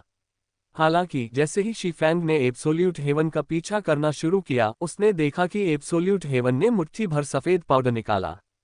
शी फैंग ने तुरंत अपना सिर घुमाया और अपनी आंखें कसकर बंद कर लीं। जैसे ही परम स्वर्ग ने सफेद पाउडर बिखेरा, उसने एक चकाचौंध कर देने वाली सफेद रोशनी छोड़ी। फ्लैश पाउडर एक ऐसी वस्तु थी जो लेवल 20 से नीचे के राक्षसों और खिलाड़ियों को 4 सेकंड के लिए अस्थायी रूप से अंधा कर देती थी। यह एक अत्यंत दुर्लभ उपकरण था और केवल रेड लीफ टाउन की झुग्गी बस्ती में स्थित मैजिक शॉप में ही बेचा जाता था। इसके अलावा प्रत्येक खिलाड़ी प्रतिदिन इसके केवल 10 पैकेट ही खरीद सकता था। क्षणिक चकाचौंध भरी रोशनी के शांत होने के बाद शी फैंग ने अपनी आंखें खोली और परम स्वर्ग को खोजने लगा। हालांकि उसने पाया कि परम स्वर्ग बहुत पहले ही वहां से जा चुका था और उसका कोई भी रूप अब दिखाई नहीं दे रहा था। काफी देर तक खोज करने के बाद भी शी फैंग को उसके पदचिह्न नहीं मिले। कोई और विकल्प न होने पर शी फैंग के पास हार मानने के अलावा कोई चारा नहीं बचा। ये एब्सोल्यूट हेवन आखिर आया कहां से? शी फैंग का दिल सवालों से भर गया। इस हत्यारे के पास न सिर्फ बेहतरीन तकनीकें थीं, बल्कि कई कौशल भी थे। इसके अलावा एब्सोल्यूट हेवन के पास लेवल 5 का कांस्य सेट था और उसकी दोनों कतारें गुप्त रजत श्रेणी की थीं। उसका मूल निश्चित रूप से साधारण नहीं था। शी फैंग हाल ही में ब्लैकविंड सिटी गया था। भले ही उसने ब्लडथर्स्टी वॉर गॉड गिल्ड को उकसाया हो, लेकिन वे लोग उसकी असली पहचान नहीं जानते थे। अगर शी फैंग ये सोचे कि उसने और किसे उकसाया होगा, तो वे शैडो से फ्लेमिंग टाइगर और मार्शल यूनियन से आयरनस्वॉर्ड लान होंगे। शी फैंग शैडो के आंतरिक सदस्यों से अच्छी तरह परिचित था और वह जानता था कि फ्लेमिंग टाइगर किसी अज्ञात विशेषज्ञ को ढूंढने में सक्षम नहीं है। एकमात्र संभावना आयरनस्वॉर्ड लान की ही थी। शी फैंग पहले आयरनस्वॉर्ड लान को मार चुका था। आयरनस्वॉर्ड लान के स्वभाव को देखते हुए वह इस मामले को आसानी से नहीं छोड़ेगा। इस बात की 80% से अधिक संभावना थी कि आयरनस्वॉर्ड लान ने इस गुप्त विशेषज्ञ को काम पर रखा था। शी फैंग को यह मानना ही पड़ा कि यह स्थिति वाकई सिरदर्द थी। अपनी वर्तमान शक्ति के साथ वह आयरनस्वॉर्ड लान के सीधे हमले से नहीं डरता था, लेकिन एक हत्यारे का लगातार पीछा करना, खासकर एब्सोल्यूट हेवन जैसे माहिर हत्यारे का, वाकई परेशानी का सबब था। अगर एब्सोल्यूट हेवन किसी राक्षस से लड़ते समय या किसी महत्वपूर्ण क्षण में आकर उस पर हमला कर देता, तो उसकी जान जाने की 90% संभावना थी। लगता है कि भविष्य में मैं कोई दूसरा रूप धारण कर पाऊंगा। फिलहाल शी फैंग के पास अपना रूप बदलने के अलावा कोई चारा नहीं था। इस तरह भले ही एब्सोल्यूट हेवन नाम का वह हत्यारा कितना भी शक्तिशाली क्यों न हो, शी फैंग उसे ढूंढ ही नहीं पाएगा। अगर एब्सोल्यूट हेवन उसे ढूंढ ही नहीं पाएगा, तो शी फैंग उसे परेशान भी नहीं कर पाएगा। हालांकि शी फैंग अभी अपना रूप नहीं बदल सकता था। ऐसा करने से पहले उसे ऐसी जगह ढूंढनी थी जहां कोई मौजूद न हो। शी फैंग को चिंता हुई कि एब्सोल्यूट हेवन नाम का ये व्यक्ति अभी तक आसपास से नहीं गया है, बल्कि उसका पीछा कर रहा है। ऐसा सोचते ही शी फैंग ने तुरंत रिंग ऑफ नथिंगनेस को सक्रिय कर दिया और उसका शरीर हवा में गायब हो गया। सबसे पहले उसे अपना रूप बदलने से पहले एक ऐसी जगह ढूंढनी थी जहां कोई और मौजूद न हो। फिर वह आइस ब्लू डेविल फ्लेम की खोज जारी रखेगा। शी फैंग के गायब होने के कुछ समय बाद एक आकृति एक विशाल सूखे पेड़ के पीछे से प्रकट हुई। वास्तव में यह आकृति परम स्वर्ग थी। अरे यार, ये तो हत्यारा है या तलवारबाज? परम स्वर्ग ने गुस्से में बड़बड़ाया। वो आमतौर पर इतनी आसानी से हार मानने वालों में से नहीं था। पहले तो वो लगातार कहता रहा कि वो सब कुछ छोड़कर जा रहा है ताकि शी फैंग को गुमराह कर सके और अपने लक्ष्य पर फिर से हमला करने का अच्छा मौका ढूंढ सके। उसने सोचा भी नहीं था कि शी फैंग के पास इस तरह की चाल होगी, जैसे पल भर में गायब हो जाना। अब वो शी फैंग पर हमला करने का मौका कैसे ढूंढेगा? Tail notes. वन स्वेलो का टर्नओवर या ज़ीफन शेक यह एक प्रकार का बैरल रोल है जिसमें व्यक्ति कूदता है, अपने शरीर को जमीन के समानांतर करता है और फिर हमले से बचने के लिए घूमता लुढ़कता है। 100 भूतों के जंगल में ठंडी हवाएं चलती थीं। यह एक ऐसी जगह थी जहां दिन का उजाला कभी नहीं पहुंचता था। एक सुनसान छोटे से खेत में शी फैंग अपने नए भेस में इस समय एक लकड़ी की इमारत के अंदर खड़ा होकर कुछ खोज रहा था। आखिरकार मुझे मिल ही गया। लगता है जानकारी गलत नहीं थी। पूरे घर की छानबीन करने के बाद शी फैंग को एक लकड़ी की बाल्टी से एक पीतल की चाबी मिली। गुप्त दरवाजे की चाबी। 100 भूतिया शहर के गुप्त मार्ग के इस्पात द्वार को खोलने में सक्षम। अब जब एक हत्यारा कोने में घात लगाकर उसका इंतजार कर रहा था, तो शी फैंग को चिंता होने लगी कि कहीं कोई अहम मौके पर मुसीबत न आ जाए। इसलिए उसने सौभूत नगर में मुख्य द्वार से प्रवेश करने का विचार छोड़ दिया। इस चाबी से वह गुप्त मार्ग का उपयोग करके सौभूत नगर में प्रवेश कर सकता था। लेकिन ऐसा करने की प्रक्रिया कई पेचीदगियों से भरी थी। किंवदंतियों के अनुसार सौभूतों के पूरे जंगल को एक अत्यंत शक्तिशाली शापकर्ता ने शाप दिया था, जिससे वहां के सभी जीवित निवासी भूत बन गए थे। अंतहीन पीड़ा में फंसे ये भूत जीवित लोगों से घृणा करते थे। जब भी कोई जीवित व्यक्ति सौभूतों के शहर के पास आता, असंख्य दुष्ट भूत उस पर हमला करके उसे खा जाते। इस बीच गुप्त मार्ग शी फैंग को सीधे सौभूत नगर के मध्य क्षेत्र तक ले जाएगा। हालांकि परम स्वर्ग अत्यंत शक्तिशाली था, फिर भी वह सौभूत नगर में प्रवेश नहीं कर सकता था। इसके अलावा शी फैंग ने अपना वेश फिर से बदल लिया था। अगर उनकी मुलाकात भी होती तो परम स्वर्ग उसे पहचान नहीं पाता। शी फैंग को खेत से थोड़ी दूरी पर एक तहखाना मिला। यह तहखाना उस गुप्त मार्ग का प्रवेश द्वार था जो सौभूतों के शहर की ओर जाता था, जबकि खेत का मालिक इस गुप्त मार्ग का द्वारपाल था। तहखाना बहुत अंधेरा था और शी फैंग को अंदर कुछ भी दिखाई नहीं दे रहा था। उसके पास एकमात्र विकल्प था कि वह जादुई चिराग निकालकर रास्ता रोशन करे। वह तहखाने के रास्ते पर आगे बढ़ा और तब तक चलता रहा जब तक कि वह गुप्त मार्ग की ओर जाने वाले विशाल इस्पात के द्वार तक नहीं पहुंच गया। लेकिन इस समय इस्पात के द्वार कसकर बंद थे। यदि शी फैंग की शक्ति 100 अंकों से अधिक होती तो भले ही उसके पास चाबी न होती, वह केवल अपनी बाहों से ही इन इस्पात के द्वारों को खोल सकता था। हालांकि उसकी शक्ति अभी भी 100 अंकों से बहुत कम थी, इसलिए उसने मजबूरी में चाबी का उपयोग करके द्वार खोले। पब फ्यूचर एड्स एन गुप्त मार्ग में कुछ ही कदम आगे बढ़ने पर शी फैंग ने पाया कि उसके चारों ओर मोती जैसी सफेद हड्डियां बिखरी पड़ी थीं, जबकि दोनों ओर की दीवारें युद्ध के निशानों से भरी हुई थीं। ऐसा दृश्य देखकर शी फैंग को बहुत बुरा आभास हुआ। 100 भूतों के जंगल पर लगे श्राप ने जीवित प्राणियों को भूत बना दिया था। इसका मतलब था कि इस जगह के सभी निवासी भूत थे। कंकालों का ये ढेर। आओ। ठीक उसी क्षण गहरे काले रंग के दुष्ट आत्माओं का एक विशाल समूह दहाड़ते हुए गुप्त मार्ग की गहराई से बाहर निकला। उनकी लाल आंखें शी फैंग पर टिकी हुई थीं। उन्होंने अपने नुकीले दांत दिखाते हुए और उन्हें लहराते हुए उसकी ओर तेजी से बढ़े। शापित दुष्ट आत्मा सामान्य राक्षस। स्तर 15 HP 700/700। शापित प्रेतों की तुलना में शापित दुष्ट आत्माएं कहीं अधिक क्रूर थीं। वे शापित प्रेतों से बिल्कुल अलग थीं, जो अपनी गति में सुस्त थे और केवल अपनी सहज प्रवृत्ति पर निर्भर थे। शापित दुष्ट आत्माओं में एक विशिष्ट बुद्धि होती थी और वे अत्यंत जीवंत थीं। उनमें सहज उन्माद और मांस रक्त के प्रति संवेदनशीलता भी थी। शापित दुष्ट आत्माएं सभी 15वें स्तर की थीं। वहीं शी फैंग का स्तर केवल 7वां था। 8 स्तरों के लेवल सेपरेशन के साथ साथ 60% प्रतिरोध और शारीरिक हमलों से 20% बचाव की क्षमता के कारण शी फैंग इनमें से एक राक्षस का भी सामना नहीं कर सकता था। 30 से अधिक के समूह की तो बात ही छोड़िए। ये शापित दुष्ट आत्माएं अपेक्षाकृत आसानी से लेवल 15 की पार्टी को भी खत्म कर सकती हैं। उन शापित दुष्ट आत्माओं को अपनी ओर दौड़ते हुए देखकर शी फैंग ने अपने बैग से एक फ्रॉस्ट ग्रेनेड निकाला और उसे उन पर फेंक दिया। फ्रॉस्ट ग्रेनेड शापित दुष्ट आत्माओं के समूह के बीचों बीच फट गया। पलक झपकते ही 10 गज के दायरे में मौजूद सभी शापित दुष्ट आत्माएं जम गईं। विस्फोट से उन्हें -400 का फ्रॉस्ट डैमेज भी हुआ। Pub future ads. जैसा कि उम्मीद थी, जादुई क्षति में 100% की वृद्धि इन भूतों की सबसे बड़ी कमजोरी साबित हुई। शी फैंग के 100 घोस्ट फॉरेस्ट जाने की जल्दी करने का कारण वे फ्रॉस्ट ग्रेनेड थे जिन्हें वह ब्लैकविंग सिटी की यात्रा के दौरान खरीदने में कामयाब रहा था। 100 घोस्ट टाउन में भूतों से निपटने के लिए बेसिक फ्रॉस्ट ग्रेनेड काफी थे। आखिर 200 का डैमेज कोई छोटी रकम नहीं थी। इसके अलावा यहाँ के भूतों पर इस्तेमाल करने पर फ्रॉस्ट ग्रेनेड का डैमेज 100% बढ़ जाता था, जो इसे और भी प्रभावशाली बनाता था। जैसा कि उम्मीद थी, फ्रॉस्ट ग्रेनेड इन भूत प्रकार के राक्षसों के खिलाफ बहुत प्रभावी साबित हुए। इसके अलावा इनकी फेंकने की सीमा 30 गज थी और कूलडाउन 1 सेकंड था। हालांकि खिलाड़ियों के खिलाफ इस्तेमाल करने पर इनकी प्रभावशीलता आधी ही रही। पहले शी फैंग को चिंता थी कि वह 100 घोस्ट टाउन में जितने फ्रॉस्ट ग्रेनेड लाया था वे पर्याप्त नहीं थे। इसलिए उसने एब्सोल्यूट हेवन के खिलाफ उनमें से किसी का भी इस्तेमाल नहीं किया। इसके अलावा फ्रॉस्ट ग्रेनेड शायद एब्सोल्यूट हेवन को पूरी तरह से नष्ट नहीं कर पाते, और अगर वे एब्सोल्यूट हेवन को नष्ट करने में कामयाब भी हो जाते तो शी फैंग अपने तुरुप के पत्तों में से एक का खुलासा कर देता।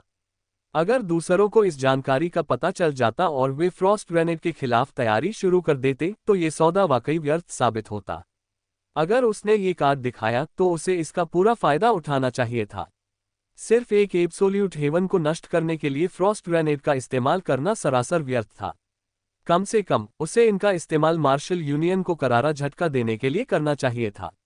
सही, मैं ये कैसे भूल सकता था कि भूत अंधकार प्रकार के राक्षस हैं। दानव शिकारी उपाधि का काफी उपयोग होना चाहिए। शी फैन को अचानक अपनी दानव शिकारी उपाधि याद आ गई और उसने अपनी वर्तमान उपाधि को बदल दिया। इसके तुरंत बाद शापित दुष्ट आत्माओं के गुण 10% कम हो गए, जबकि उन्हें होने वाली क्षति 10% बढ़ गई।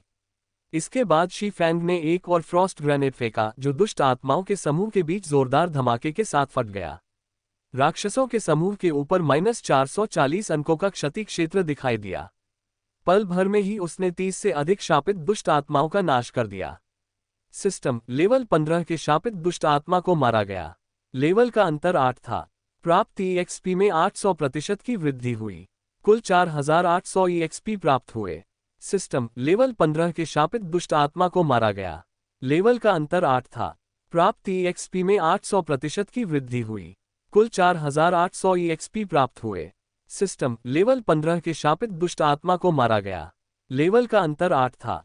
प्राप्त EXP में 800% की वृद्धि हुई। कुल 4800 EXP प्राप्त हुए। ... शी फैन की स्क्रीन पर 30 से अधिक नोटिफिकेशन दिखाई दिए। हालांकि भूत प्रकार के राक्षसों से सबसे कम EXP मिलता था, लेकिन उच्च स्तर के राक्षसों को मारने पर मिलने वाला EXP बहुत अधिक था। भले ही शी फैंग अब लेवल 7 पर था, फिर भी उसका एक्सपीरियंस बार काफी बढ़ गया। वह लेवल 7 के 23% तक पहुंच गया। उसकी लेवलिंग की गति रॉकेट से भी तेज थी। Pub future ads. इन दुष्ट आत्माओं की मृत्यु के बाद उन्होंने काफी मात्रा में तांबे के सिक्के और सूक्ष्म आत्मा सार तत्व गिराए। 10 सूक्ष्म आत्मा सार तत्वों से मिलकर एक आत्मा सार तत्व बनता था, जो जादुई ताबीज बनाने के लिए आवश्यक सामग्रियों में से एक था। इसलिए आत्मा सार तत्वों का मूल्य भी काफी अधिक था। बूंदों को इकट्ठा करने के बाद शी फैंग ने पाया कि दुष्ट आत्माओं ने वास्तव में उसे एक चांदी के सिक्के से अधिक दिए थे। साथ ही 1 दर्जन से अधिक नन्ही आत्माएं भी गिरीं। जब इन्हें आत्मा का रूप दिया जाता था तो इनकी कीमत एक चांदी के सिक्के के बराबर होती थी। ये निश्चित रूप से पैसा कमाने का एक अच्छा तरीका था। हालांकि 2 फ्रॉस्ट ग्रेनेड का नुकसान हुआ, जिसकी कुल कीमत 3 चांदी के सिक्के थी, लेकिन अगर शी फैंग हर बार 50 से अधिक राक्षसों को लुभाने में सक्षम होता तो उसे मुश्किल से थोड़ा सा मुनाफा होता। उम्मीद है कि इस जगह पर और भी दुष्ट आत्माएं होंगी, शी फैंग ने आशा से कहा। उसके हाथ में एक और फ्रॉस्ट ग्रेनेड था। आधे घंटे बाद शी फैंग अंततः गुप्त मार्ग के निकास द्वार पर पहुंच गया। गुप्त मार्ग बहुत लंबा था और यहां तक पहुंचने के रास्ते में उसे दुष्ट आत्माओं के 5 अन्य समूहों के घात का सामना करना पड़ा। हालांकि बर्फीले ग्रेनेडों ने उन सभी को नष्ट कर दिया। प्रत्येक घात में दुष्ट आत्माओं की संख्या 20 से कुछ अधिक ही थी, जिससे शी फैंग को नुकसान हुआ। इसके बदले में शी फैंग का अनुभव तेजी से बढ़ने लगा। अगर वह कुछ और दुष्ट आत्माओं के समूहों को मार गिराता तो उसका अनुभव स्तर बढ़ जाता। यह सचमुच एक स्फूर्तिदायक अनुभव था। 100 भूतों के कस्बे की ओर खुलने वाला द्वार पूरी तरह खुला हुआ था। शी फैंग के गुप्त मार्ग से बाहर निकलने से पहले ही उसे बाहर से अनगिनत गर्जनाएं और विलाप सुनाई देने लगे थे। गुप्त मार्ग के ऊपर 100 घोस्ट टाउन का होटल था और कोई भी कल्पना कर सकता था कि वहां भूतों की संख्या निश्चित रूप से कम नहीं होगी। हालांकि इतनी तंग जगह में शी फैंग के लिए फ्रॉस्ट ग्रेनेड का इस्तेमाल करना उचित नहीं होगा। कोई और विकल्प न होने के कारण शी फैंग ने शून्यता की अंगूठी को सक्रिय कर दिया। शून्यता की अवस्था गुप्तता से भिन्न थी। शी फैंग पूरी तरह से एक अलग ही स्थान में प्रवेश कर गया और यहां तक कि भूत भी शी फैंग का पता नहीं लगा सके। शी फैंग कुछ समय के लिए शून्यता की अवस्था में रह सकता था, इसलिए वह बेतहाशा भागते हुए होटल से निकलकर एक निजी घर की ओर दौड़ पड़ा। शून्यता की अवस्था का समय समाप्त होने ही वाला था। अगर शी फैंग भूतों से भरे 100 भूतों के कस्बे की गलियों में टहलने निकलता तो वह सचमुच मौत को दावत दे रहा होता। फ्रॉस्ट ग्रेनेड की बात करें तो उनका कूलडाउन 1 सेकंड था और वे हर जगह को निशाना बना सकते थे। 3 सेकंड, 2 सेकंड, 1 सेकंड। निजी घर तक पहुंचने से पहले शी फैंग के लिए केवल 10 गज की दूरी शेष थी। तभी शून्यता की स्थिति समाप्त हुई, उसका शरीर प्रकट हुआ। अचानक सड़कों पर मौजूद अनगिनत भूतों के सिर शी फैंग की ओर मुड़ गए, जिससे उनके चेहरे पर भयावह भाव प्रकट हो गए। इन भूतों के बीच कुलीन श्रेणी के राक्षस, भयंकर दुष्ट आत्मा की भी कोई कमी नहीं थी और वे सभी शी फैंग की ओर दौड़ पड़े। चारों ओर से भूतों को तेजी से निकलते हुए देखना शी फैंग ने तुरंत विंडवॉक को सक्रिय कर दिया, जिससे उसकी गति में जबरदस्त उछाल आया और वह जर्जर घर की ओर दौड़ पड़ा। आओ! लेवल 15 के एलीट रैंक वाले भयंकर दुष्ट आत्माओं ने कान फाड़ देने वाली चीख मारी। तुरंत ही और भी शापित दुष्ट आत्माएं दौड़कर आईं और उस निजी घर को घेर लिया। भयंकर दुष्ट आत्माओं के आदेश पर वे सभी सुनियोजित तरीके से घर में घुस गईं। वह निजी घर छोटा था और जगह धूल से भरी हुई थी, हर सतह धूल से ढकी हुई थी। वहीं घर के मुख्य दरवाजे से एक बार में ज्यादा दो ही लोग निकल सकते थे। जिस क्षण शापित दुष्ट आत्माएं मुख्य द्वार से अंदर घुस आईं, दहलीज पर एक छोटा बेसिक फ्रॉस्ट ग्रेनेड फट गया। प्रवेश द्वार से ठंडी हवा उमड़ पड़ी और 10 गज के दायरे में सब कुछ जम गया। पल भर में घर के सामने मौजूद 50 से अधिक शापित दुष्ट आत्माएं भी जम गईं और उनके सिर के ऊपर -440 अंकों का नुकसान दिखाई दिया। उनकी शेष एचपी आधी से भी कम हो गई।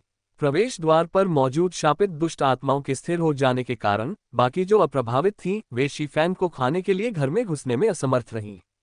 फ्रॉस्ट ग्रेनेड दुष्ट आत्माओं को 5 सेकंड तक रोक सकता था। शी फैंग ने इस मौके का फायदा उठाते हुए थंडरिंग फ्लैश का इस्तेमाल किया। बिजली की 3 लपटें तुरंत मुख्य द्वार की ओर बढ़ीं। हालांकि स्तरों के बीच का अंतर बहुत अधिक होने के कारण इस कौशल से प्रत्येक शापित दुष्ट आत्मा को पहुंचाया गया कुल नुकसान -100 अंक से भी कम था। सिस्टम थंडरिंग फ्लैश की दक्षता में 3 अंकों की वृद्धि हुई।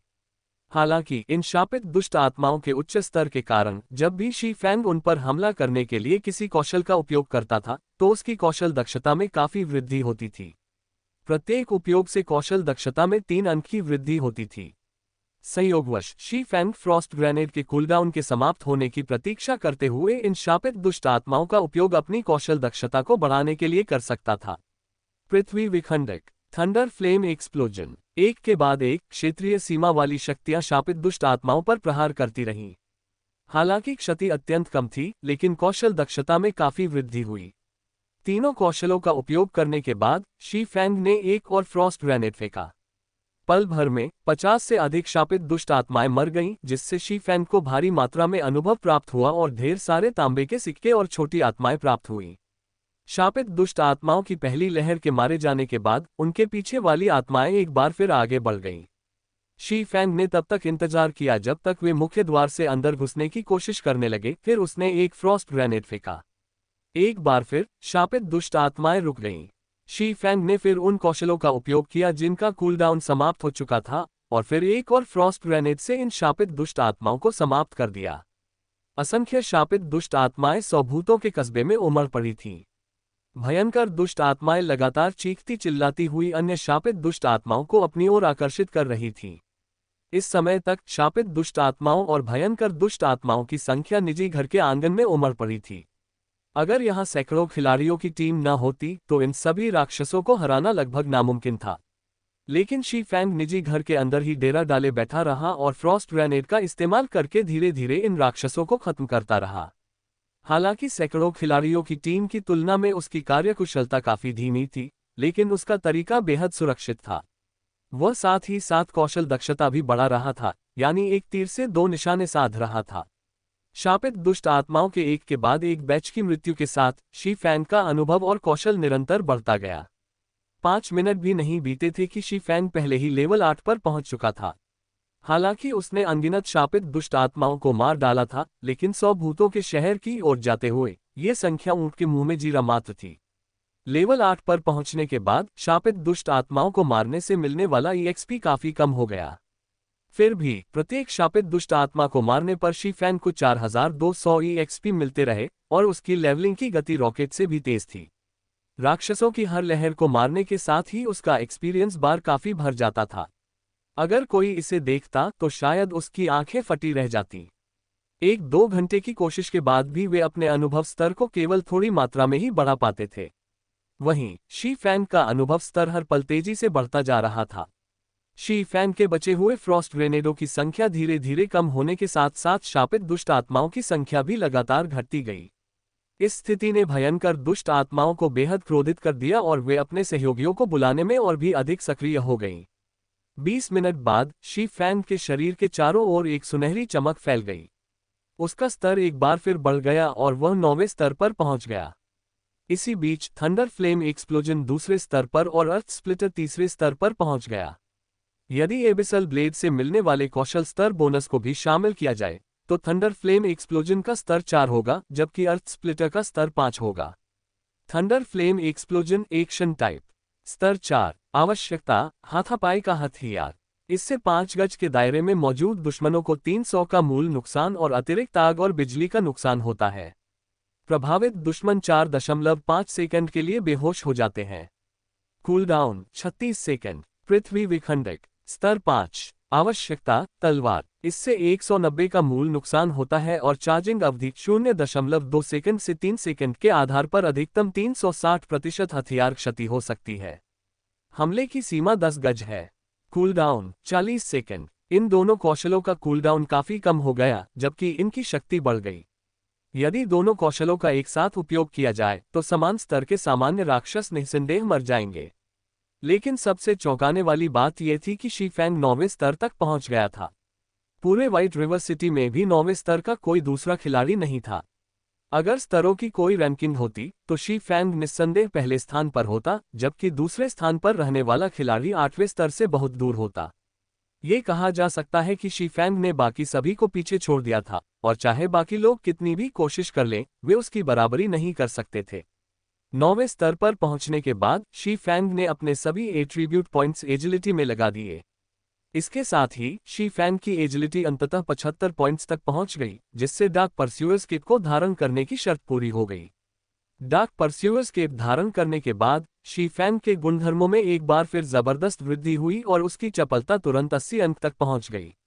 100 अंक तक पहुंचते ही वह चपलता की विशेष छिपी हुई क्षमता को अनलॉक कर सकता था, जिससे उसकी युद्धक क्षमता में काफी वृद्धि हो जाती।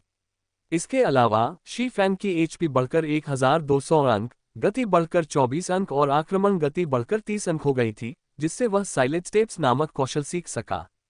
अगली बार जब उसका सामना एब्सोल्यूट हेवन से होगा तो वह उसे इतनी आसानी से भागने नहीं देगा। अब जब शी फैंग 9वें स्तर पर पहुंच गया था तो शापित दुष्ट आत्माओं द्वारा स्तर पर लगाया गया दबाव पहले जितना महत्वपूर्ण नहीं रह गया था। इसके अलावा थंडरिंग फ्लैश, अर्थ स्प्लिटर और थंडर फ्लेम एक्सप्लोजन भी स्तर में ऊपर उठ गए थे, जिससे उनकी शक्ति में उल्लेखनीय वृद्धि हुई थी। फिलहाल शी फैंग को शापित दुष्ट आत्माओं को समाप्त करने के लिए केवल एक फ्रॉस्ट ग्रेनेड और अपने 3 कौशलों को संयोजित करने की आवश्यकता थी, जिससे उसके बहुत सारे फ्रॉस्ट ग्रेनेड बच गए। इसके बाद शी फैंग ने 12 मिनट से भी अधिक समय तक शापित दुष्ट आत्माओं का संहार जारी रखा, जिससे उसका अनुभव स्तर 9 के 36% तक पहुंच गया। अगर वह इसी तरह 1 घंटे तक अभ्यास करता रहा तो वह निश्चित रूप से स्तर 10 तक पहुंच जाएगा। दुर्भाग्य से शी फैंग ने उन सभी शापित दुष्ट आत्माओं को खत्म कर दिया था जो कभी सड़कों पर फैली हुई थीं। अंततः वे भयंकर दुष्ट आत्माएं अब शांत नहीं रह सकी। उन्होंने क्रोधित होकर दहाड़ लगाए और शी फैंग को अपने हाथों से चीरफाड़ करने का इरादा किया। इस दृश्य को देखकर अन्य शापित दुष्ट आत्माएं भयभीत हो गईं। वे भयंकर दुष्ट आत्माओं के लिए रास्ता बनाने के लिए जल्दी से हट गईं।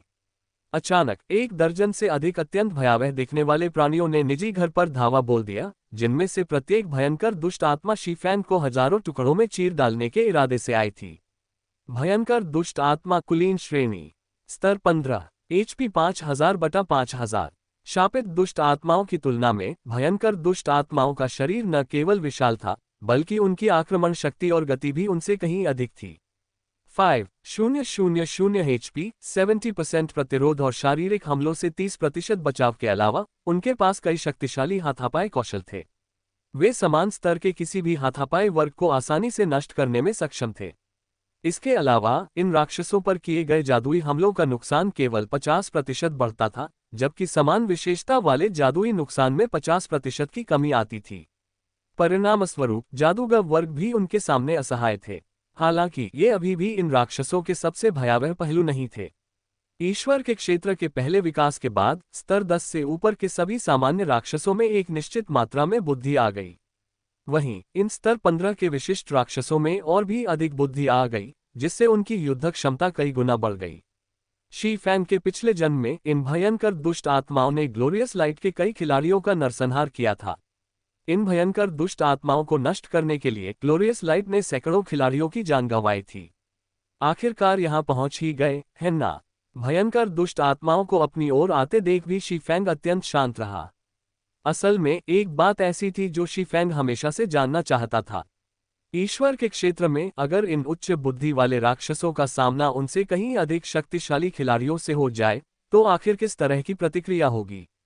जैसे ही भयंकर दुष्ट आत्माएं घर में घुसने ही वाली थीं, शी फैंग ने अपने बैग से एक इंटरमीडिएट फ्रॉस्ट ग्रेनेड निकाला और उसे फेंक दिया। भयंकर दुष्ट आत्माओं को फ्रॉस्ट ग्रेनेड की प्रचंड शक्ति का कुछ न कुछ अंदाजा था और उन्होंने इसके प्रति घोर तिरस्कार दिखाया। फ्रॉस्ट ग्रेनेड से बचने का प्रयास किए बिना ही उनके काले पंजे अचानक आगे बढ़े और शी फैंग के हृदय पर प्रहार किया। हालांकि फ्रॉस्ट ग्रेनेड के फटने के बाद फैली ठंडी हवा पहले से कई गुना अधिक ठंडी थी। इस क्षण भयंकर दुष्ट आत्माओं को तुरंत एहसास हुआ कि कुछ गड़बड़ है। उनके चेहरों पर भयावह भावों में भय की झलक दिखाई दी। पलक झपकते ही ठंडी हवा ने सभी भयंकर दुष्ट आत्माओं के शरीरों पर कब्जा कर लिया और उन्हें बर्फ की मूर्तियों में बदल दिया। शे फैंग ने इंटरमीडिएट फ्रॉस्ट ग्रेनेड को एक तुरुप का पत्ता बना रखा था। प्रत्येक ग्रेनेड की कीमत 10 चांदी के सिक्के थी, जो एक पेशेवर खिलाड़ी की कई दिनों की कमाई के बराबर थी। इंटरमीडिएट फ्रॉस्ट ग्रेनेड से प्रत्येक भयंकर दुष्ट आत्मा को -1320 का नुकसान होता था। शे फैंग के पास डेमन हंटर का खिताब होने के कारण भयंकर दुष्ट आत्माओं की अधिकतम एचपी केवल 4500 थी और इस हमले से उनकी एचपी का 1/3 हिस्सा तुरंत नष्ट हो जाता था। पहली बार इंटरमीडिएट फ्रॉस्ट ग्रेनेड का उपयोग करने से इसका अधिकतम प्रभाव प्राप्त हुआ। अगली बार उपयोग करने पर इन भयंकर दुष्ट आत्माओं में बर्फ के प्रति प्रतिरोधक क्षमता आ जाएगी, जिससे इंटरमीडिएट फ्रॉस्ट ग्रेनेड से होने वाले संभावित नुकसान में काफी कमी आएगी। मरना। शी फैंग ने अपनी तलवारें म्यान से निकाली, अपने पैरों को उचित स्थिति में लाया और फिर थंडरिंग फ्लैश का प्रयोग किया। 3 हरी विद्युतीय चिंगारियां भयंकर दुष्ट आत्माओं को घेर लिया। थंडरिंग फ्लैश बिजली प्रकार के जादुई नुकसान से संबंधित था, इसलिए भयंकर दुष्ट आत्माओं पर इसका उपयोग करने पर इसका नुकसान 50% बढ़ जाता था। इसके अलावा शी फैंग पहले ही 9वें स्तर पर पहुंच चुका था, जबकि अगाध तलवार किसी राक्षस के स्तर को 5 स्तर तक अनदेखा कर सकती थी। वास्तव में भयंकर दुष्ट आत्माओं को शी फैंग से केवल एक स्तर ऊंचा माना जाता था और शी फैंग पर स्तर का कोई खास प्रभाव नहीं पड़ता था। लेवल 5 थंडरिंग फ्लैश ने इन जमे हुए राक्षसों को क्रमशः -176, -230 और -297 का नुकसान पहुंचाया। इस कौशल ने राक्षसों पर एक अतिरिक्त प्रवर्धन प्रभाव भी डाला, जिससे अगले 20 सेकंड में उन्हें मिलने वाले नुकसान में 30% की वृद्धि हुई। भयंकर दुष्ट आत्माओं के पूरे 5 सेकंड तक हिलने डुलने में असमर्थ होने के कारण शी फैंग उन पर स्वतंत्र रूप से हमले करने में सक्षम था। काटना। Double chop. पृथ्वी विखंडक। इन भयंकर दुष्ट आत्माओं के लिए शारीरिक क्षति एक खरोंच से कम नहीं थी और यहां तक कि पूरी तरह से चार्ज किए गए अर्थ स्प्लिटर से भी 100 से अधिक क्षति नहीं हुई। जैसे जैसे सेकंड बीतते गए, भयंकर दुष्ट आत्माओं के शरीरों पर जमी बर्फ में दरारें पड़ने लगीं। बस कुछ ही पलों में वे अपनी कैद से मुक्त होने के लिए संघर्ष करने वाले थे। शी फैंग ने हल्की छलांग लगाई, उसकी रसातल तलवार ऊपर उठी और उसने अपने चारों ओर बिजली और आग की शक्ति को संघनित कर लिया। जब शी फैंग भयंकर दुष्ट आत्माओं के समूह के बीच उतरा तो अचानक एक विस्फोट हुआ। बिजली और आग ने तुरंत आसपास के वातावरण को अपनी चपेट में ले लिया, भयंकर दुष्ट आत्माओं को घेर लिया और उन्हें -500 से अधिक अंकों का नुकसान पहुंचाया। पल भर में भयंकर दुष्ट आत्माओं ने अपनी 2/5वां शक्ति खो दी और उसने उन सभी को बेहोश कर दिया। चूंकि ये राक्षस उच्च स्तरीय एलीट थे, इसलिए बेहोशी की स्थिति उन पर कम प्रभावी थी, जो अधिकतम 3 सेकंड तक ही रहती थी। इसी बीच शी फैंग की शक्तियों में जबरदस्त वृद्धि होने के बाद उसने 12 तलवारों की आकृतियां बनाईं। एक भयंकर आंधी की तरह शी फैंग ने भयंकर दुष्ट आत्माओं को भेद दिया। भयंकर दुष्ट आत्माओं के सिर के ऊपर लगभग -30 अंकों का कई बार नुकसान पहुंचाया गया और कभी कभी लगभग -60 अंकों का नुकसान भी हुआ। तुरंत ही भयंकर दुष्ट आत्माओं का एचपी एक बार फिर थोड़ा कम हो गया। जैसे ही 3 सेकंड बीतने वाले थे, शी फैंग ने एक और इंटरमीडिएट फ्रॉस्ट ग्रेनेड फेंका, जिससे ये भयंकर दुष्ट आत्माएं एक बार फिर बर्फ की मूर्तियों में बदल गईं। इस बार इंटरमीडिएट फ्रॉस्ट ग्रेनेड राक्षसों को केवल -860 का नुकसान पहुंचाने में ही कामयाब रहा। हालांकि ये नुकसान इन भयंकर दुष्ट आत्माओं के एचपी को गंभीर स्तर तक कम करने के लिए पर्याप्त था। इन भयंकर दुष्ट आत्माओं ने सचमुच कल्पना भी नहीं की थी कि शी फैंग जैसा कमजोर इतना शक्तिशाली हो सकता है। 10 सेकंड से भी कम समय में उसने उन सभी को मृत्यु के कगार पर पहुंचा दिया। इन भयंकर दुष्ट आत्माओं के चेहरे पर भय के भाव प्रकट हुए। वे अपनी पूरी ताकत से बर्फ से बाहर निकलने के लिए छटपटाने लगे, उनके दिल में भागने की इच्छा भरी हुई थी। दुर्भाग्यवश उनके प्रयास व्यर्थ गए। एक और पल बीतते ही शी फैंग ने तीसरा इंटरमीडिएट फ्रॉस्ट ग्रेनेड फेंका, जिससे 1 दर्जन से अधिक भयंकर दुष्ट आत्माओं की जान चली गई। उनकी मृत्यु के बाद भयंकर दुष्ट आत्माओं ने लूट का ढेर गिरा दिया। सिस्टम लेवल 15 के भयंकर दुष्ट आत्मा को मारा गया। लेवल का अंतर 6 था। प्राप्त EXP में 600% की वृद्धि हुई। कुल 12,000 EXP प्राप्त हुए। सिस्टम लेवल 15 के भयंकर दुष्ट आत्मा को मारा गया। लेवल का अंतर 6 था। प्राप्त EXP में 600% की वृद्धि हुई। कुल 12,000 EXP प्राप्त हुए। सिस्टम लेवल 15 के भयंकर दुष्ट आत्मा को मारा गया। लेवल का अंतर 6 था। प्राप्त EXP में 600% की वृद्धि हुई। कुल 12,000 EXP प्राप्त हुए। शी फैंग की स्क्रीन पर कई सूचनाएं दिखाई दी। तुरंत ही शी फैंग का अनुभव स्तर 9 के 54% तक बढ़ गया, जिससे वह स्तर 10 की दहलीज के और करीब पहुंच गया। भयंकर दुष्ट आत्माओं के नेतृत्व के अभाव में शापित दुष्ट आत्माओं की मांस और रक्त के प्रति लालसा तुरंत भड़क उठी और वे सभी उग्रता से निजी घर के प्रवेश द्वार से अंदर घुसने लगीं। हालांकि शी फैंग ने बेसिक फ्रॉस्ट ग्रेनेड का उपयोग करके तुरंत उनका सफाया कर दिया और शापित दुष्ट आत्माओं की मृत्यु से उसका अनुभव स्तर 9 के 67% तक बढ़ गया। 2 घंटे से भी कम समय में शी फैंग ने 2 से अधिक स्तर बढ़ा लिए। हालांकि उनकी स्तर बढ़ाने की गति आश्चर्यजनक रूप से तेज थी, लेकिन इसके लिए उन्होंने जो पैसा खर्च किया वह भी उतना ही चौंकाने वाला था।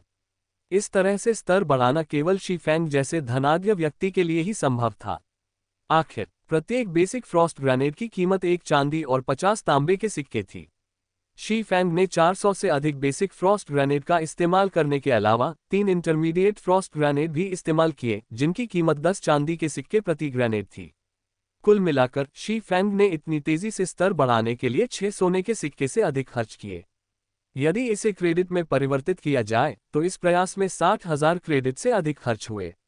दूसरे शब्दों में कहें तो प्रत्येक स्तर को पार करने के लिए शी फैंग को 30,000 क्रेडिट से अधिक खर्च करने पड़ते थे।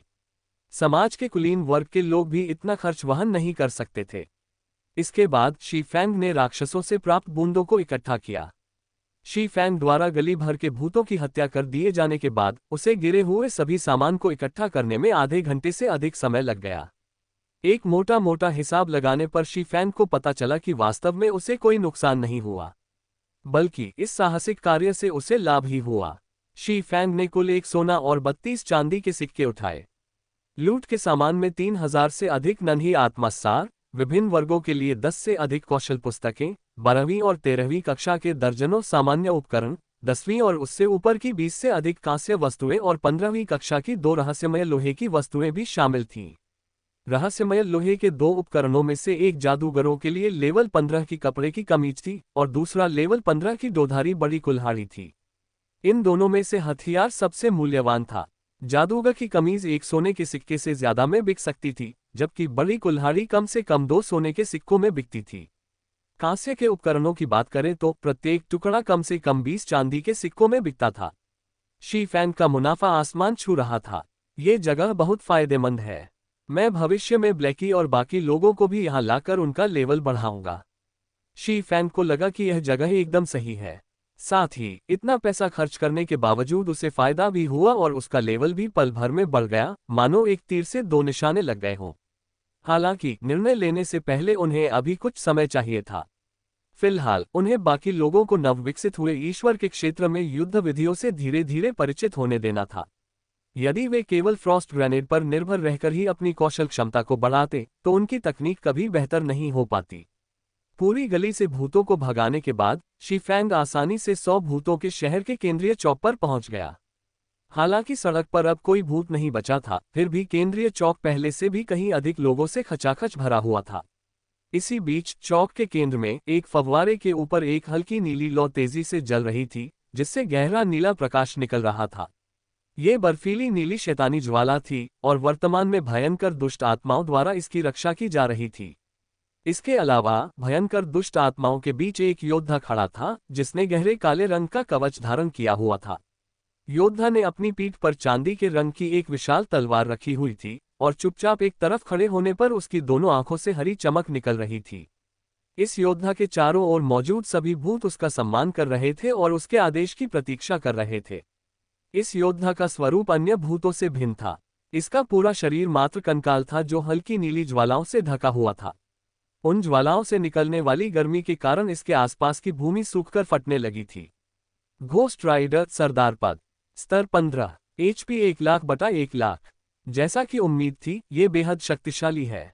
इसमें कोई आश्चर्य नहीं कि घोस्ट राइडर से युद्ध करने के बाद ग्लोरियस लाइट ने अपने सैकड़ों कुलीन खिलाड़ियों को खो दिया। इसे देखकर ही शी फैंग समझ गया था कि घोस्ट राइडर से सीधा मुकाबला करना उसके लिए असंभव होगा। सैकड़ों कुशल खिलाड़ियों के बिना घोस्ट राइडर को मारना असंभव था। इसके अलावा वहां हजारों शापित दुष्ट आत्माएं और भयंकर दुष्ट आत्माएं भी मौजूद थीं।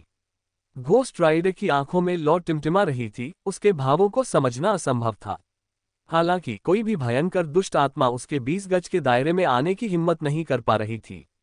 घोस्ट राइडर की भयावह शक्ति के सामने भले ही शी फैंग लेवल 20 तक पहुंच गया हो और अपने साथ 20 लोगों की एक विशिष्ट टीम ले आया हो, फिर भी वह घोस्ट राइडर को मार नहीं पाएगा। बल्कि 90% संभावना ये थी कि उनकी टीम ही मारी जाएगी। घोस्ट राइडर बहुत ही शक्तिशाली था। खेल के इस चरण में कई गिल्ड कभी कभी कुछ एलीट या स्पेशल एलीट राक्षसों का सामना करते थे, और वे आमतौर पर केवल एक दल या टीम के साथ इन राक्षसों से निपट सकते थे। हालांकि गॉड्स डोमेन के विकास के बाद केवल एक लेवल 5 चीफटेन रैंक का राक्षस भी लेवल 5 के एलीट खिलाड़ियों से भरी 20 सदस्यीय टीम को पूरी तरह से नष्ट कर सकता था।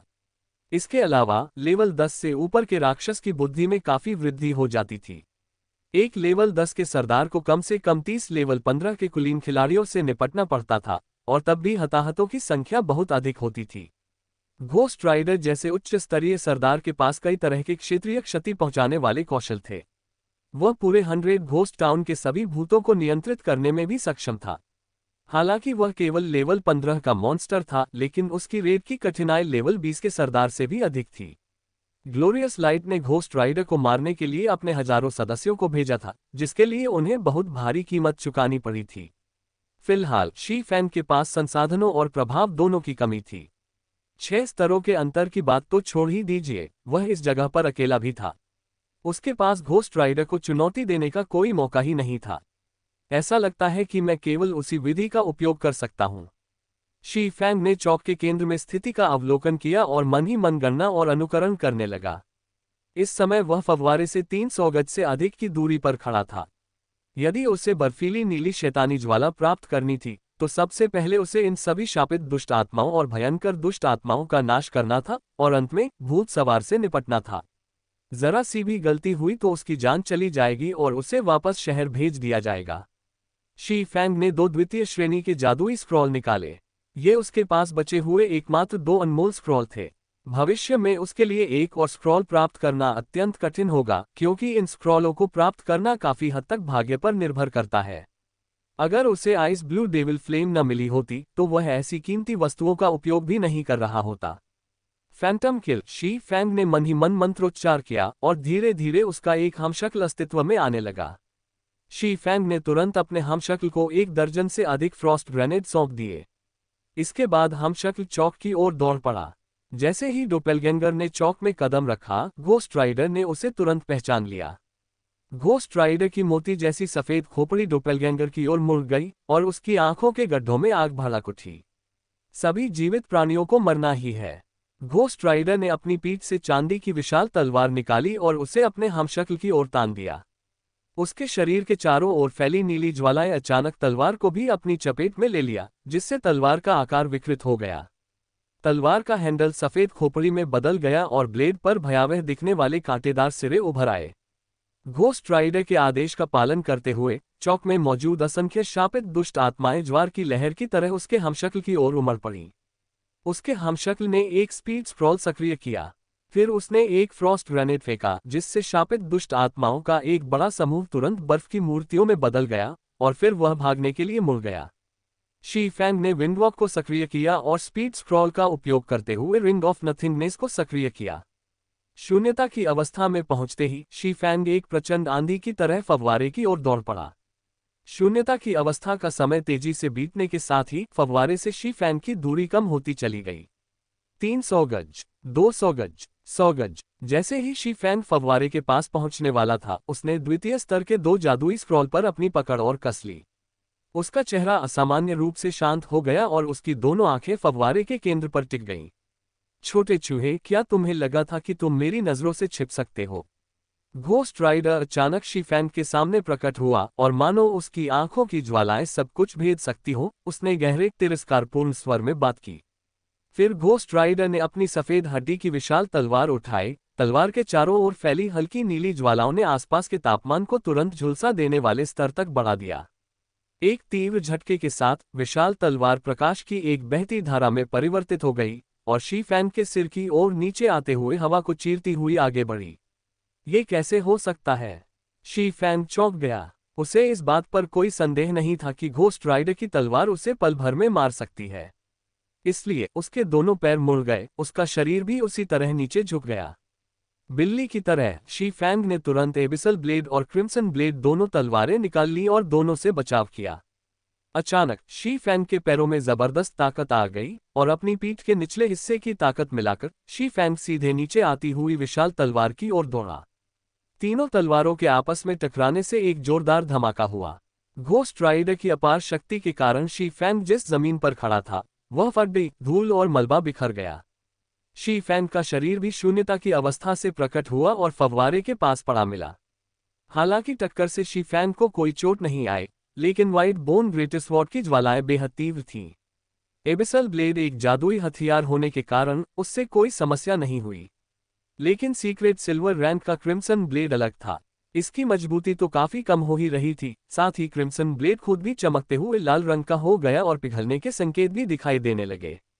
इसी बीच घोस्ट राइडर को थोड़ा आश्चर्य हुआ कि उसकी तलवार से उसे तुरंत जीत नहीं मिली। हालांकि उसने दूसरी बार वार करने के लिए अपनी तलवार लहराई। सफेद हड्डी की विशाल तलवार से निकली लपटें 5 मीटर से भी अधिक ऊंची उठी और तलवार ने शी-फैंग पर प्रहार किया। ये घोस्ट राइडर का डेविल फ्लेम स्लैश था। इस हमले के इस्तेमाल से रास्ते में आने वाले सभी प्राणी अपनी जान गंवा देते और राख में बदल जाते। हालांकि उम्मीदों के विपरीत शी-फैंग ने इस हमले का सामना करते हुए पीछे हटने के बजाय डिफेंसिव ब्लेड को सक्रिय किया और बर्फीली नीली शैतानी ज्वाला की ओर दौड़ पड़ा। हालांकि घोस्ट राइडर का डेविल फ्लेम स्लैश शी-फैंग पर लगा, लेकिन इसका उस पर कोई असर नहीं हुआ। इसके बजाय शी-फैंग ने व्हाइट बोन ग्रेटस्वॉर्ड से उत्पन्न भाप की लहर का उपयोग करके अपनी गति को और भी बढ़ा लिया। जैसे ही शी-फैंग बर्फीली नीली शैतानी ज्वाला तक पहुंचने ही वाला था, मानो वे इस क्षण के लिए लंबे समय से तैयार थे, दर्जनों भयंकर दुष्ट आत्माएं उस पर टूट पड़ी। जम जाओ। शी-फैंग ने एक इंटरमीडिएट फ्रॉस्ट ग्रेनेड फेंका, जिससे सभी भयंकर दुष्ट आत्माएं बर्फ की मूर्तियों में बदल गईं। सब बेकार हैं। अपने अधीनस्थों की इस निकम्मी क्षमता को देखकर घोस्ट राइडर ने जोर से अपशब्द कहे। वह अचानक उछला और जमीन पर गिरते ही शी-फैंग को रोक दिया। फिर उसकी विशाल तलवार ने नीचे की ओर वार किया। मर जा, नन्हे चूहे। अगाध बंधन। 9 काली जंजीरों ने पल भर में घोस्ट राइडर को बांध दिया, जिससे शी-फैंग की जान बच गई। हालांकि घोस्ट राइडर की ताकत बहुत ही अधिक थी। पलक झपकते ही एक जंजीर टूट गई। ये देखकर शी-फैंग ने अपनी गति रोके बिना फव्वारे की ओर दौड़ लगाए। अरे छोटे चूहे, तुमने तो मुझे इस बार सचमुच क्रोधित कर दिया। घोस्ट राइडर दहाड़ा जब उसने देखा कि शी-फैंग पहले से ही आइस ब्लू डेविल फ्लेम के पास पहुंच चुका है। उसने अपने ऊपर बंधी जंजीरों से खुद को छुड़ाया और उसका शरीर एक परछाई में बदल गया। वह शी-फैंग की ओर झपटा, मानो उसे मांस के टुकड़ों में काट डालना चाहता हो। घोस्ट राइडर की ज्वालाओं के कारण फ्रॉस्ट ग्रेनेड का जमाव प्रभाव भी काफी कमजोर हो गया। भयंकर दुष्ट आत्माएं अपनी बर्फीली कैद से तुरंत पिघल गईं और एक बार फिर शी-फैंग की ओर दौड़ पड़ी। ये देखकर शी-फैंग के चेहरे पर हल्की सी मुस्कान आ गई। उसने अपने हाथों में मौजूद गहरे नीले रंग के दूसरे स्तर के जादुई स्क्रॉल को खोलकर फैला दिया। पलक झपकते ही आसपास के वातावरण से जल संबंधी माना ऊर्जा जादुई स्क्रॉल के ऊपर एकत्रित हो गई। ज्वारीय अतिप्रवाह। शी-फैंग ने जादुई स्क्रॉल को आने वाले घोस्ट राइडर और भयंकर दुष्ट आत्माओं की ओर इंगित किया। स्क्रॉल के ऊपर एक गहरा नीला जादुई घेरा बन गया। तुरंत ही जादुई घेरे से एक प्रचंड जलप्रपात निकला, जिसने घोस्ट राइडर और भयंकर दुष्ट आत्माओं को अपनी चपेट में ले लिया। परिणामस्वरूप जल के दबाव से जमीन पर एक गहरा गड्ढा भी बन गया। दूसरे स्तर के एक मंत्र की शक्ति ने सभी भयंकर दुष्ट आत्माओं को पल भर में मार डाला। हालांकि इस जादू से घोस्ट राइडर को ज्यादा नुकसान नहीं पहुंचा, क्योंकि जीवन और मृत्यु के उस क्षण में घोस्ट राइडर ने अपनी सफेद हड्डी की विशाल तलवार का इस्तेमाल करके ज्वार के उफान को रोक दिया। परिणामस्वरूप भयंकर धारा ने घोस्ट राइडर को केवल 30 गज से अधिक पीछे धकेला। इतनी दूरी पर घोस्ट राइडर को शी फैंग तक पहुंचने के लिए केवल कुछ ही कदम उठाने होंगे। हालांकि आइस ब्लू डेविल फ्लेम को वापस लाने के लिए समय की आवश्यकता थी और घोस्ट राइडर शी फैंग को वह समय नहीं देगा। जैसे ही घोस्ट राइडर ने गुस्से से भरा अपना पहला कदम शी फैंग की ओर बढ़ाया, शी फैंग ने अपने हाथों में मौजूद अंतिम सुनहरे रंग का स्क्रॉल निकाला। उस स्क्रॉल से एक पवित्र और अटूट शक्ति का संचार हो रहा था और यह शी फैंग का अंतिम तुरुप का पत्ता भी था। अभागे छोटे चूहे नरक की ज्वालाओं का प्रकोप झेल। घोस्ट राइडर की आंखों में मौजूद ज्वालाएं हर चीज को भेदने में सक्षम थीं और जब उन्होंने शी फैंग के हाथ में मौजूद स्क्रॉल को देखा तो उनके चेहरे पर मनुष्य जैसी तिरस्कारपूर्ण अभिव्यक्ति दिखाई दी। हालांकि द्वितीय स्तर की जादुई शक्ति बहुत अधिक थी, फिर भी वह भारी प्रहार करने के लिए पर्याप्त नहीं थी। इसके अलावा शी फैंग के पास द्वितीय स्तर के कितने जादुई स्क्रॉल हो सकते थे? अगर दूसरे खिलाड़ियों को घोस्ट राइडर के विचार पता होते तो वे निश्चित रूप से उसे कोई गैर प्रामाणिक पात्र नहीं बल्कि एक वास्तविक खिलाड़ी समझते। हालांकि गॉड्स डोमेन के विकास के बाद इन उच्च श्रेणी के राक्षसों की बुद्धि इतनी ही अधिक बढ़ गई थी। इस क्षण घोस्ट राइडर के चारों ओर फैली हल्की नीली लपटें पूरी तरह गायब हो गईं। सारी लपटें व्हाइट बोन ग्रेटिसवॉर्ड पर एकत्रित हो गईं, जिससे उनकी तीव्रता 10 गुना बढ़ गई। सभी जीवित प्राणियों को मरना ही है। घोस्ट राइडर दहाड़ा। जैसे ही घोस्ट राइडर ने अचानक अपने हाथ में मौजूद व्हाइट बोन ग्रेटिसवॉर्ड को फेंका, पूरे केंद्रीय चौक में एक विकराल गर्जना गूंज उठी। जैसे ही व्हाइट बोन ग्रेटिसवॉर्ड घोस्ट राइडर के हाथों से छूटी, वह एक हल्के नीले रंग के ज्वाला सर्प में परिवर्तित हो गई।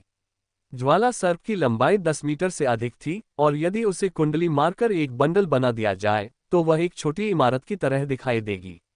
सर्प ने अपना मुंह फैलाया और शी फैंग की ओर काटने के लिए झपटा।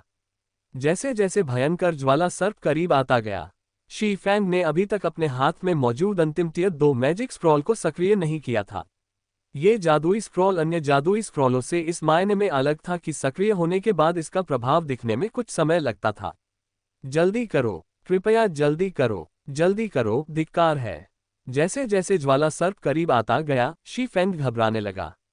हालांकि सक्रियण बार हमेशा की तरह धीरे धीरे बढ़ता रहा।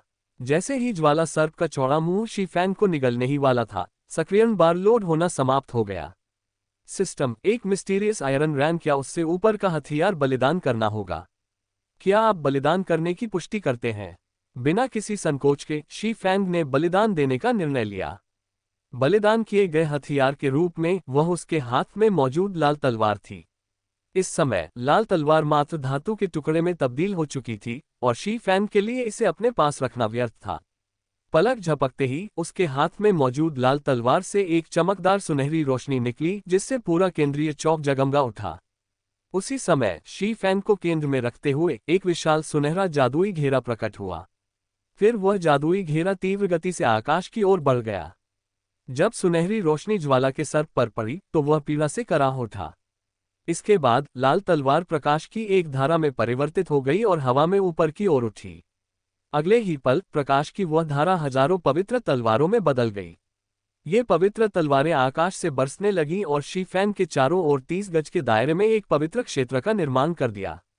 क्षेत्र के भीतर मौजूद ज्वाला सर्प को दर्जनों पवित्र तलवारों ने तुरंत जकड़ लिया। उसका शरीर 1 इंच भी हिलने में असमर्थ हो गया।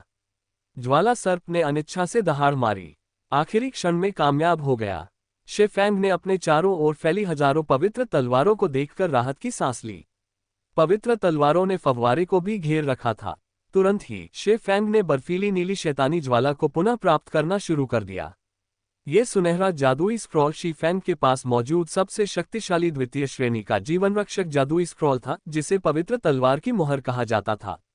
इसका उपयोग करने पर 30 गज के दायरे में होने वाले सभी हमले अवरुद्ध हो जाएंगे, साथ ही प्रभावित क्षेत्र में मौजूद सभी शत्रुओं को निष्क्रिय कर दिया जाएगा, जिससे वे 1 इंच भी हिल नहीं पाएंगे।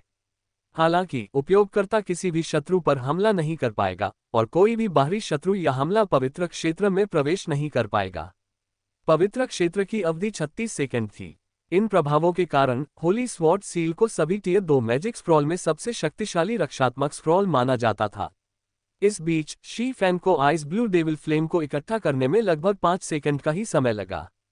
रिटर्न स्क्रॉल के लिए लगने वाले 30 सेकंड के समय को मिलाकर कुल समय लगभग सही था।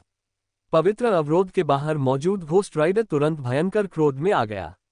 उसने एक सफेद हड्डी की विशाल कुल्हाड़ी निकाली और मृत्यु के देवता की तरह बार बार पवित्र अवरोध पर वार करने लगा। दुर्भाग्यवश उसके सारे प्रयास व्यर्थ गए। होली स्वॉर्ड सील टियर 2 की सभी स्किल्स में सबसे शक्तिशाली रक्षात्मक स्किल थी। लेवल 15 के सरदार के हमलों की तो बात ही छोड़िए, भले ही वह सामान्य टियर 3 स्किल हो, वह भी इस पवित्र अवरोध को आसानी से नष्ट नहीं कर सकता था। बहुत जल्दी ही शी फैंग ने द्वितीय स्तर की प्रचंड रहस्यमयी ज्वाला, बर्फीली नीली शैतान ज्वाला को पुनः प्राप्त कर लिया। हालांकि उसका हृदय इस समय अत्यधिक उत्साह से भरा हुआ था, उसने उसे दबाकर रक्षात्मक ब्लेड को सक्रिय किया। फिर उसने वापसी स्क्रॉल के लिए मंत्रोच्चार शुरू किया। नीच चूहे, मैं तुझे तड़पाऊंगा। शी फैंग को बर्फीली नीली शैतानी ज्वाला प्राप्त करते देख भूत सवार अचानक क्रोधित हो उठा। उसके शरीर को ढकने वाली हल्की नीली ज्वालाएं पहले से कई गुना तेज हो गईं, और उसने अपनी सफेद हड्डी की विशाल कुल्हाड़ी को पूरी ताकत से जमीन पर पटका। धमाका! पूरा केंद्रीय चौक कांपने लगा। चौक की जमीन फट गई, जिससे आग की दर्जनों लपटें निकलीं और अनगिनत मलबा हवा में उड़ने लगा। अब जाकर शी फैंग को घोस्ट राइडर की ताकत का पूरा एहसास हुआ। उनके बीच हुई पिछली झड़पें तो घोस्ट राइडर के सामने बस एक वार्म अप थी। सौभाग्य से शी फैंग के पास सबसे शक्तिशाली द्वितीय श्रेणी का रक्षात्मक कौशल था। अगर यह सिर्फ प्रथम श्रेणी का रक्षात्मक कौशल होता तो ये घोस्ट राइडर का मुकाबला बिल्कुल नहीं कर पाता। समय धीरे धीरे बीतता गया। हालांकि घोस्ट राइडर ने पागलों की तरह पवित्र सुरक्षा कवच पर लगातार हमले किए, लेकिन सौभाग्य से उनमें से किसी का भी कोई वास्तविक प्रभाव नहीं पड़ा। घोस्ट राइडर केवल देखता रह गया जब शी फैंग ने रिटर्न स्क्रॉल के लिए मंत्रोच्चार पूरा किया। मंत्रोच्चार समाप्त होने में केवल 2 सेकंड शेष थे, तभी पवित्र तलवार ढाल की अवधि समाप्त हो गई। इस क्षण भूत सवार ने एक भयावह मुस्कान बिखेरी और 2 कदम आगे बढ़कर तुरंत शी फैंग के सामने आ गया। अपनी कुल्हाड़ी उठाए हुए भूत सवार ने शी फैंग पर प्रहार किया। पेंग! कुल्हाड़ी शी फैंग के शरीर से कुछ सेंटीमीटर दूर आकर रुक गई और आगे नहीं बढ़ पाए। शी फैंग को पसीना आ गया और वह सदमे से कांप उठा। घोस्ट राइडर की रफ्तार बेकाबू होने के बाद बहुत तेज हो गई थी। वह उसे मुश्किल से ही हिलते हुए देख पा रहा था। सौभाग्य से उसने पहले ही डिफेंसिव ब्लेड को सक्रिय कर लिया था। लेवल 2 डिफेंसिव ब्लेड 4 नजदीकी हमलों या 7 दूर से किए गए हमलों को पूरी तरह से रोक सकता था। अब जब इस कौशल ने एक हमले को रोक दिया तो केवल 3 और हमलों को रोकना बाकी था। यह देखकर कि उसके हमले का कोई असर नहीं हुआ, घोस्ट राइडर की आंखों में जल रही लौ थोड़ी सी जम गई। फिर उसने पागलों की तरह शी फैंग पर हमला करना शुरू कर दिया। दूसरी बार, तीसरी बार गलती, चौथी बार। बहुत जल्दी ही शी फैंग के बचे हुए तीनों ब्लॉक खत्म हो गए। फिर घोस्ट राइडर ने अचानक एक क्षैतिज वार किया, जिसका मकसद शी फैंग को 2 हिस्सों में काटना था। जीवन और मृत्यु के क्षण में शी फैंग ने वापसी स्क्रॉल का मंत्र पूरा किया और एक कदम आगे बढ़ गया। फिर वह एक सफेद चमक में परिवर्तित हो गया और गायब हो गया। सफेद हड्डी की कुल्हाड़ी सफेद चमक को केवल 2 हिस्सों में ही काट पाए, लेकिन शी फैंग को नहीं। आओ! घोस्ट राइडर बेहद गुस्से में था। बर्फीली नीली शैतानी ज्वाला उसका सबसे कीमती खजाना थी। शापित प्रेत से घोस्ट राइडर में बदलने की उसकी क्षमता पूरी तरह से बर्फीली नीली शैतानी ज्वाला के कारण ही थी। अगर उसे आधा साल और मिलता तो वह एक बार फिर विकसित होकर लॉर्ड बन सकता था। लॉर्ड की शक्ति से वह आसपास के कस्बों में रहने वाले जीवों पर हमले कर सकता था और धीरे धीरे अपने भूतों की सेना को मजबूत कर सकता था। लेकिन अब एक दुष्ट छोटे चूहे ने उसकी आंखों के सामने से बर्फीली नीली शैतानी ज्वाला छीन ली। तो भला वह गुस्सा होने से कैसे बच सकता था। रेड लीफ टाउन लौटने के बाद शी फैंग ने अपने माथे से ठंडे पसीने को पोंछने से खुद को नहीं रोका।